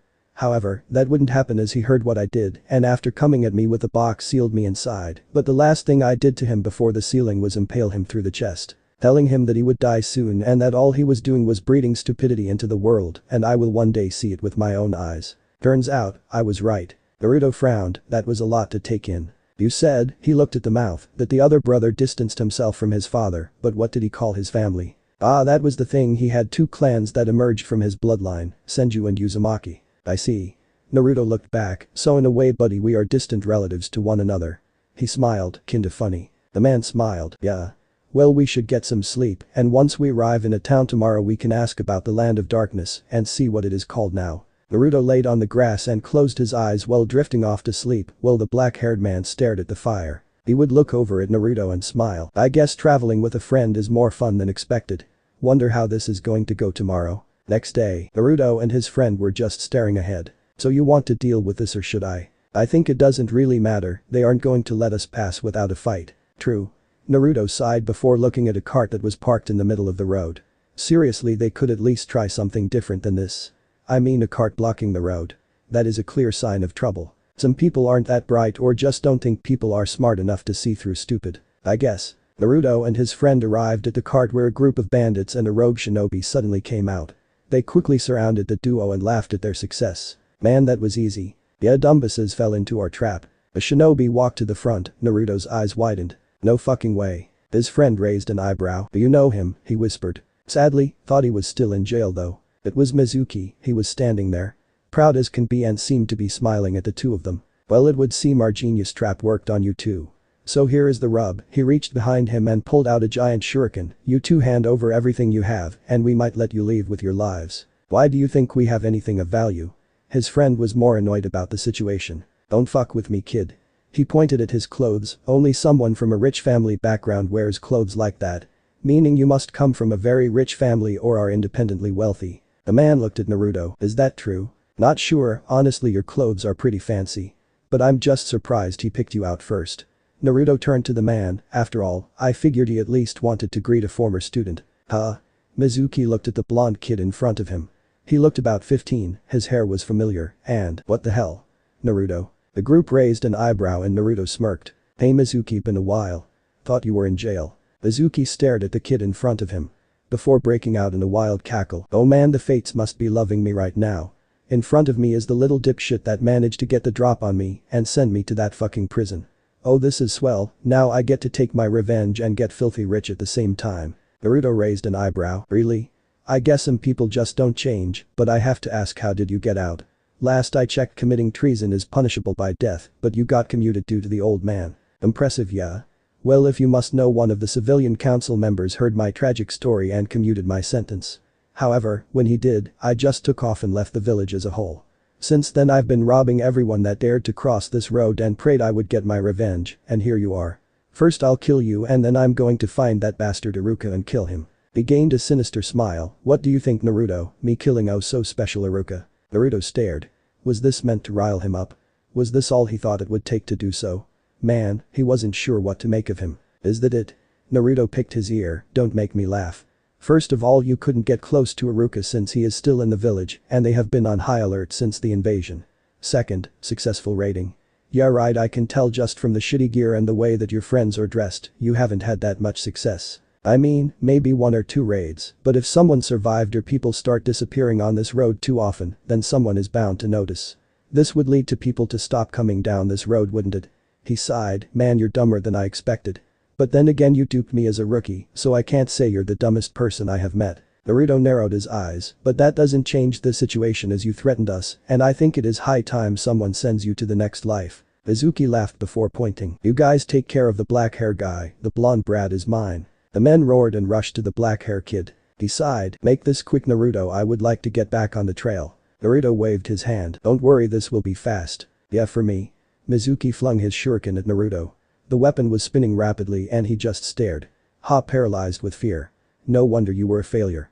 Too bad that shitty old bastard didn't realize it himself." Naruto grunted. He took one big side step from the weapon, put his arm through the center of the blade, and then reversed its momentum, burying it in the earth. "Nice try. TCH, lucky brat." He grabbed a kunai from his bag and threw it at Naruto. He just sidestepped. "Is that all you can do, Mizuki? Throw weapons? No wonder you were a failure of a teacher. I mean, even Iruka could fight better than you. But you just got lucky in the midst of the fight." He growled. "You shitty brat." He rushed at Naruto and engaged in hand-to-hand. He threw a right hook and Naruto just swatted it to the side. The left soon followed, the same result. The pattern repeated with his punches and Naruto knocked away one of his roundhouses. "Well, this is boring. I didn't think the gap between us would get this wide. But then again, you were always lazy." Naruto slammed his fist down on Mizuki's right wrist, making him scream from the pain. "Shut up, please." Naruto slammed his open palm into his chin, sending him flying backwards a few feet. "You're disturbing the peace." Mizuki quickly dashed away from him and saw that his wrist was discolored and he couldn't make any movements with his fingers. "You little fuck. Sai, can you actually come up with a better insult?" Naruto stared. "I guess it is time to end this though. Hate to keep my friend waiting." Mizuki frowned and his eyes widened when he turned slightly to see the young man standing in the midst of a puddle of blood and body parts. "WWW, what the fuck?" Naruto performed a single hand sign and dashed at Mizuki, cutting through his neck and appearing behind him. "I did tell you to quiet down." Naruto sighed. "So stupid, you just wasted my time and your life, dumb bastard." Mizuki's head rolled off his shoulders and soon blood exploded out of the now open wound. Naruto stood there with boredom in his eyes. "Well, that is one less annoyance in this world, I guess." "Indeed, but I did see something on Mizuki, as you called him." The man approached the body and picked something off his corpse. "Strange, it has a symbol I'm not familiar with and it seems to be locked by the looks of it." Naruto walked over and examined it closely. "By the looks of it, this is a summoning contract of some sorts. Strange, I thought it would be bigger, but that might not be the case with all summons." Naruto handed it back to him. "Why don't you try summoning whatever this is and see how they react?" He frowned. "Are you sure that is a good idea? Tell you what, we can summon a toad and have them here to negotiate if things get hairy." Naruto smirked. "But then again, I never took you for a chicken. Maybe it is a chicken contract or something. Something that would suit you." He glared. "Fine, I'll summon them. But be prepared." Opening the contract, he went through the hand signs after Naruto instructed him on it and soon slammed his hand on the ground with his dark chakra. Wait, can he summon with dark chakra? Summons will answer the call of chakra, no matter the alignment, so he is good. Smoke exploded and both of them stood there until it cleared. Naruto was the most surprised at a young girl with wings standing there. She seemed to be wearing a gothic dress, with her dark red eyes staring back at them. Hey, didn't know you were into loli." This made his friend gain a tick mark. "Shut up." Naruto laughed and held his hands up. "It would seem I have been summoned." The girl stared at the boys before her. "Which of you was it?" Naruto waved his hands and pointed at his friend. She looked him over while walking around slowly. "You do seem to be strong enough, but I wonder, can you handle the pressure?" "Pressure? Yes. You, my child, have stumbled onto the contract of the flies. I am their queen, Amelia. Do well to remember, as failure to do so might mean your death." Naruto whistled. "Whoa, I didn't know there was a fly contract out in the world." "Yes," she nodded, "we are overlooked as inferior to the other contracts around, even though we have the most unique skill sets that would benefit shinobi more than others. Plus we also have the ability to shift our form unlike the others." Naruto shrugged. Now then, she turned back to the man, you have summoned me and wish to become our contractor. Yes. I would be honored to be your contractor. As you see, I don't really need powerful partners of massive size or intimidating presence. I would prefer to align myself with someone who would improve me in the areas I lack. The girl stared. You are a strange one, most are seeking power and abilities. Once most learn about our hidden arts and our senjutsu skills, they come crawling to us begging for our power, but you are different. You didn't seek me out for those, but you sought me out as someone to help make you strong in the areas you are weak. She smiled faintly, how intriguing. I think you might be an interesting summoner. Indeed. Yes. I approve. Welcome to our clan. However, you must sign your name and blood so that we may stay allied. The man frowned. I have no name. She rubbed her chin. Very well, since you are now our summoner, I think it is only fair that I bestow you the name of our previous lord. Beelzebub, Lord of the Flies. Naruto smiled. Sounds ominous and intimidating while having a somewhat regal feel. I like it. I do as well. He bowed his head to her. Rest assured I shall do all I can to spread the greatness of the flies. She smiled more. I know you will. After all, there is a pact that we must complete, but that will come in time.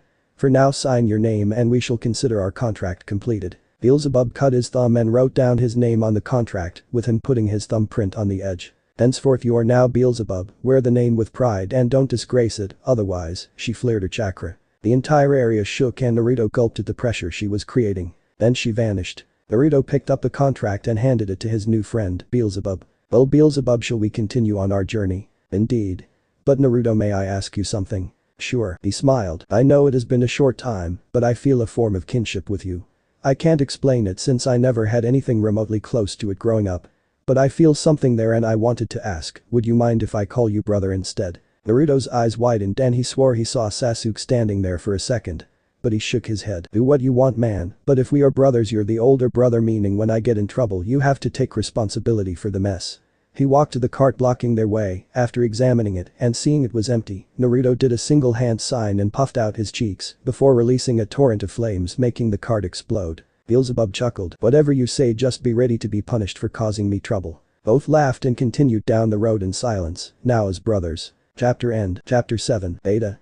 Old Man of the Mountain Darklord 331. Naruto and Beelzebub both settled into a calm walk to the nearest town. One that Naruto was somewhat familiar with, given that he was here to find Tsunade a while back. Just being here dredged up bad memories and he wasn't too interested in revisiting them. But they were in a bit of a spot, they had little to no money.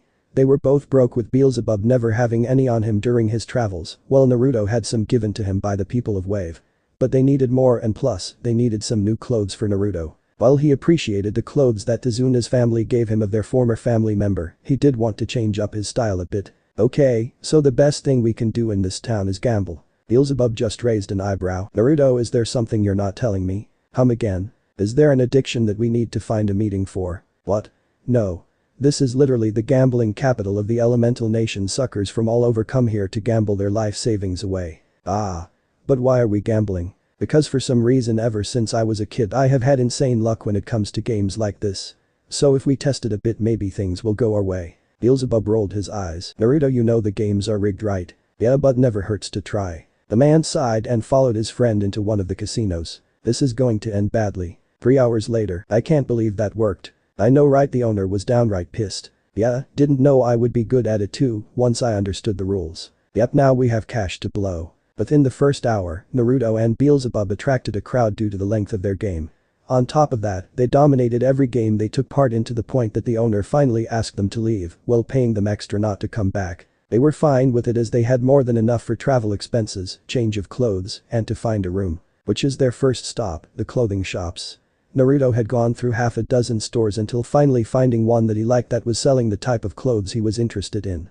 Before he was fine with a jumpsuit, but he did have to admit it was like putting a target on his back. So, he traded away that old concept and now is wearing something more akin to a monk. It was a elbow-length monk robe that had light design allowing free-flowing movement and ended with his ankles for the pants.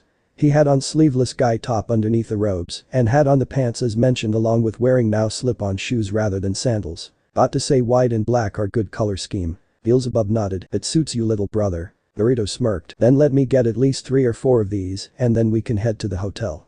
Maybe there is a card table we can drop in on. He shook his head. Careful, luck might turn against you if you're not careful. Naruto laughed. She already did remember the prison. Yeah. He frowned. By the way, I had to ask, do you ever want to see your old village? I mean most people in your position would seek revenge. I had thought about it. He fitted his robes and paid at the register. But then I thought about it and realized why I should bother. I mean it warrants that they were worth the effort to get mad at and come after.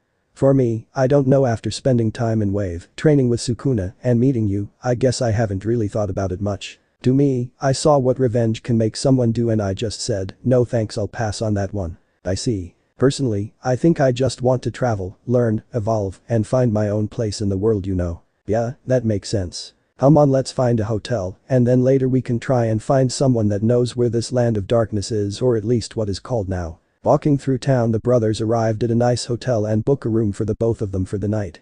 They weren't sure they were going to stick around longer than that since they both sensed someone was following them through town. Naruto had to guess it was probably people hired by the owner of the casino wanting to get his money back. Angry, someone actually managed to pull one over him and get so much cash that it literally cut into their profit margin. But he didn't care, as the person he sensed wasn't any stronger than a normal person, or a bandit at least. Meaning with no more than basic reserves, they probably aren't that great of a threat. But then again, one should never underestimate, so they set up a seal on their door to prevent people from coming in without their permission. They exited the room and walked down to the lobby, where they saw several well-traveled individuals sitting around a table and playing cards. Another table had some women just drinking and laughing. The guy that was following tried to sneak behind them and head up to their room without being noticed. Hey, you want to deal with him or do you want me to do it? Beelzebub hummed, why don't you? I don't think I can hold back, and plus I think it'd be better I talk to the travelers. Given my dress sense, they might think I'm a snot-nosed noble in over his head. Naruto shrugged before handing him some cash out of his sleeve. Play carefully. Will do. Naruto turned on his heels and walked back up the stairs and back to his room. At the door he saw the man growling, why isn't this stupid key working? He was hissing, he couldn't get into the room. His boss had told him that these two kids managed to take a shit ton of money from the casino and he wanted it back. Telling him to follow them and rob them when they were out of the room, and, if he can't find the money, to steal whatever he could from them so he can get reimbursed for his losses. Well, this is considered illegal. His boss gave the order so he had to obey. But for some reason the damn door wouldn't open. You know, we knew you were following us since we left the casino. The man's eyes widened and saw the blonde-haired kid leaning against a wall with his arms crossed. Personally, this is just childish. I mean, we won that money fair and square, and now he wants you to steal our money just so he can feel like a king. Naruto shook his head, how shameful, but then again this is the town of vices, so I shouldn't be too surprised. Shit, this kid knew who he was and who he was working for. Acting on instinct, he pulled out a knife and charged the kid. Naruto sighed, clueless. Naruto uncrossed his arms, turned to the man, and within a flash the move was made. He slapped the knife down, and the weapon rattled on the ground. He hit him in the throat and grabbed the back of his head and threw him into the floor. His knee was pressed into his neck and he was left barely breathing on the ground. Alright, I know your boss and I know why you're here, but maybe if you answer a question for me, maybe just maybe, I won't snap your fucking neck. The man was sweating. His boss got him into a world of trouble. Who would have guessed these kids were some kind of trained warriors? In fact, he was quite sure they were just rich kids coming to live it up, but that was not the case. Looking up, he saw the look in the blonde's eyes, and they were cold. He would really kill him if he doesn't answer. WWW, what do you want to know? Naruto smiled. Now see? We can all be civilized unlike that boss of yours, right? He grunted but soon felt the pressure lessen on his neck. I'm looking for the land of darkness, or what it is called now. Tell me where I can find it and I will let you leave with your life and the chance to start over elsewhere. Naruto smiled, I can see it in your eyes. You thought, what if I could get my knife back or I sweep this kid, or wait until he drops his guard because after all he is a stupid kid, right? Well, if you try that. Naruto pushed his knee down on his neck, making him gag. Do you get the picture? He nodded. Good, now answer. The land of darkness that you're looking for. I heard about it a while back, but it is called the land of hot springs now. Naruto's eyes widened and he felt Sukuna go stiff. I see. Well then, thank you for the information. Naruto pulled his knee off and grabbed the back of his jacket. Picking him up, he put him back on his feet and dusted him off. Grabbing the chin, he brought his head next to his mouth. Now leave, and if I ever see you again, I will make sure your death is a slow one. No more motivation was needed. The man fled, faster than he ever seen, and he was sure that he saw the man pee himself. Small streams on the ground were evident. My home, a land once heralded for studies in the dark chakra, and one of the havens for those that would become practitioners of the dark styles and even the legendary weapons of this world. It has been reduced to a public resort of hot springs. Ironic, no? But at least we have a destination in mind once we are done in this town. Oh? Yeah, I mean, I don't think that little boss man is going to let us leave. Not without a big fight or trumped up charges. So if that is the case, I think it is best we deal with the situation before we leave. It would be better safe than sorry. Who knows, the man might send mercenaries or even rogues to kill the both of you after this little stunt. Plus, if he were to give out your general description, there is no telling how the other villages would react to this news. True, and that is one more reason to end this mess before we leave. Walking down the stairs, he entered the lobby and sweat dropped. At the table, Beelzebub was surrounded by the women from before, all flirting with him. Each one asking him to buy drinks and have some special time with them. Probably due to the fact that everyone at the table was out of chips and cash and he was sitting there with all of it. Naruto rolled his eyes. Hey bro. Beelzebub turned. Yeah? Let's go, there is something we have to take care of before we leave. Right? Want to rest though? Nah, we can do that once we are done. The man shrugged before sealing away all the money and trading his chips for cash. There he sealed them away, excused himself from the women, and they walked out the door. So where we heading? Back to the casino. Oh? Naruto glared. I think we need to talk to this owner and remind him what happens when he tries to wrong the wrong people. Beelzebub smiled. Yes, I think we do. Casino, where the hell is he? Not sure, boss. The woman looked at her clipboard. From my understanding, those two boys went into some nearby hotel from the last report we got. He followed in after them, but he came back out after 5 minutes. Then he should have been back here now. I don't know why he isn't, sir. Then what good are you? Get out of my sight. The woman nodded before walking out of the office. Never letting him see her rolling eyes. Damn it, those little shits are making a fool out of me. I'll show them no one does this to me and gets away from me. He smirked. Maybe it is time to call in that mercenary band and have them track down these two brats. I think one of them only works for money anyway, so it should work. He started laughing to himself. Taisho Megura. He was the owner of this casino. He was considered one of the most powerful people in town and someone you don't cross. He had took the place after his previous boss had a bit of an accident when falling off the roof of the building. No one questioned it as he was a bit of a drinker and tended to wander around drunk all the time. But doing this wasn't good for the reputation for their business, so he had to go. Did Taisho want to do it? No, but he knew his old boss would never give up his position and the money. Taisho knew that eventually someone is going to hit a lucky streak and just win big in an instant. But most of those streaks only last from one lucky moment or one lucky placing of the chips, roll of the dice, etc. This was different. Those kids, he didn't know how they did it, but both of them were raking up money everywhere. No matter what they played, they seemed to win big and walk away from the table with a ton of cash. Seeing this, he tried to do damage control by paying them to leave the casino floor, but offered them a room at the casino. Either to spend all their money after making sure to cheat more efficiently or to have them robbed while they were sleeping in their rooms. But those damn brats took off and spent the money on clothes and a hotel room at a less ritzy place than his own. That's why he sent that fucking collector to follow and get his money back. But he was late, he didn't know why, but he was going to string him up for this. Soon a knock was heard and he sighed. What is it, Tai? I'm busy. There was silence. Tai, if this is a joke, I'll have you know, I'll fire you for this. Nothing. God damn it, come in and explain yourself. The door didn't budge, there was nothing on the other side of the door. No noise, no nothing. Okay, that is it, bitch. I'm going to give you to those men downstairs. You might be good as a secretary, but you tested your luck one too many times. He got out from behind his desk and walked to the door. There he grabbed onto the handle of the door and swung it open. The foot met his chest, sending him flying backwards into his desk. He coughed up spit and blood and looked up. Who the fuck? Well, now isn't this a surprise? His eyes widened. What the fuck were they doing here? Naruto walked into the office. He looked around the room and noticed how ritzy the room was made. Damn, and I thought the hotel was nice. This place looks like a fancy ass penthouse. Yeah. His brother walked in with him and just sighed. Kindo waste. It sure is.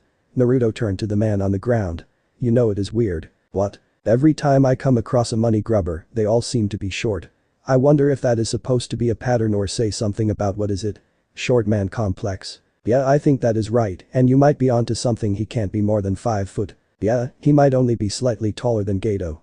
Naruto shrugged, but that isn't important. Naruto walked over to the man, making him scramble to get behind his desk. Security. He slammed his hand on the monitor on his table. Get your lazy asses up here, we have intruders. Naruto sighed. You shouldn't bother, we already talked to them. Beelzebub rolled his shoulder. Talk, right, that is all we did. Naruto sighed. Details. The man paled. There's no way. Most of them were war veterans from many of the nearby. Yeah, but they didn't expect 2 punk kids to have chakra and know how to use it better than most adults and not hesitate on the kill strike. Naruto smiled. It is common sense, really. The man paled. What did you do to my secretary? Naruto raised an eyebrow and turned to his brother. I think he meant that girl we saw on the way up. Right.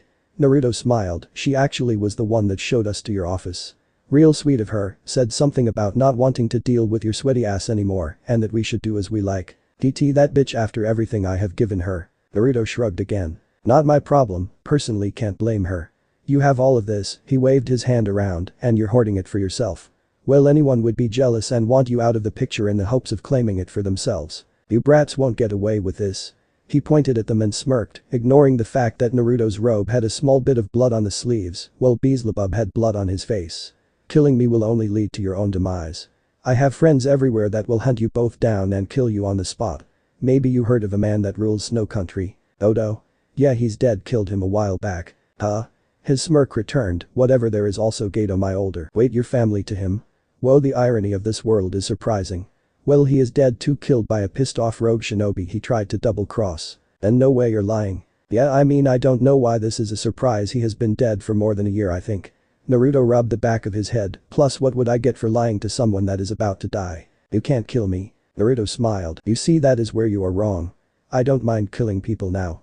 He looked out the window to the side showing the village. In fact, I have come to respect the art of war and the means to kill to protect oneself. Will it always be seen as such? Probably not, but to me that doesn't matter. As long as I have a reason to keep moving forward and can justify to myself why I did it, that is all that matters. But I'm no saint, but I'm no sociopath.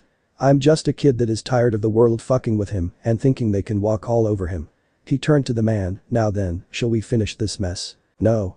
He reached for something under his desk. Naruto swiped his hand upward, creating a wind slash that cut the desk in half, revealing him holding an explosive seal in his hand. But it now laid on the ground with his severed arm. Fuck, that hurt, you little fuck.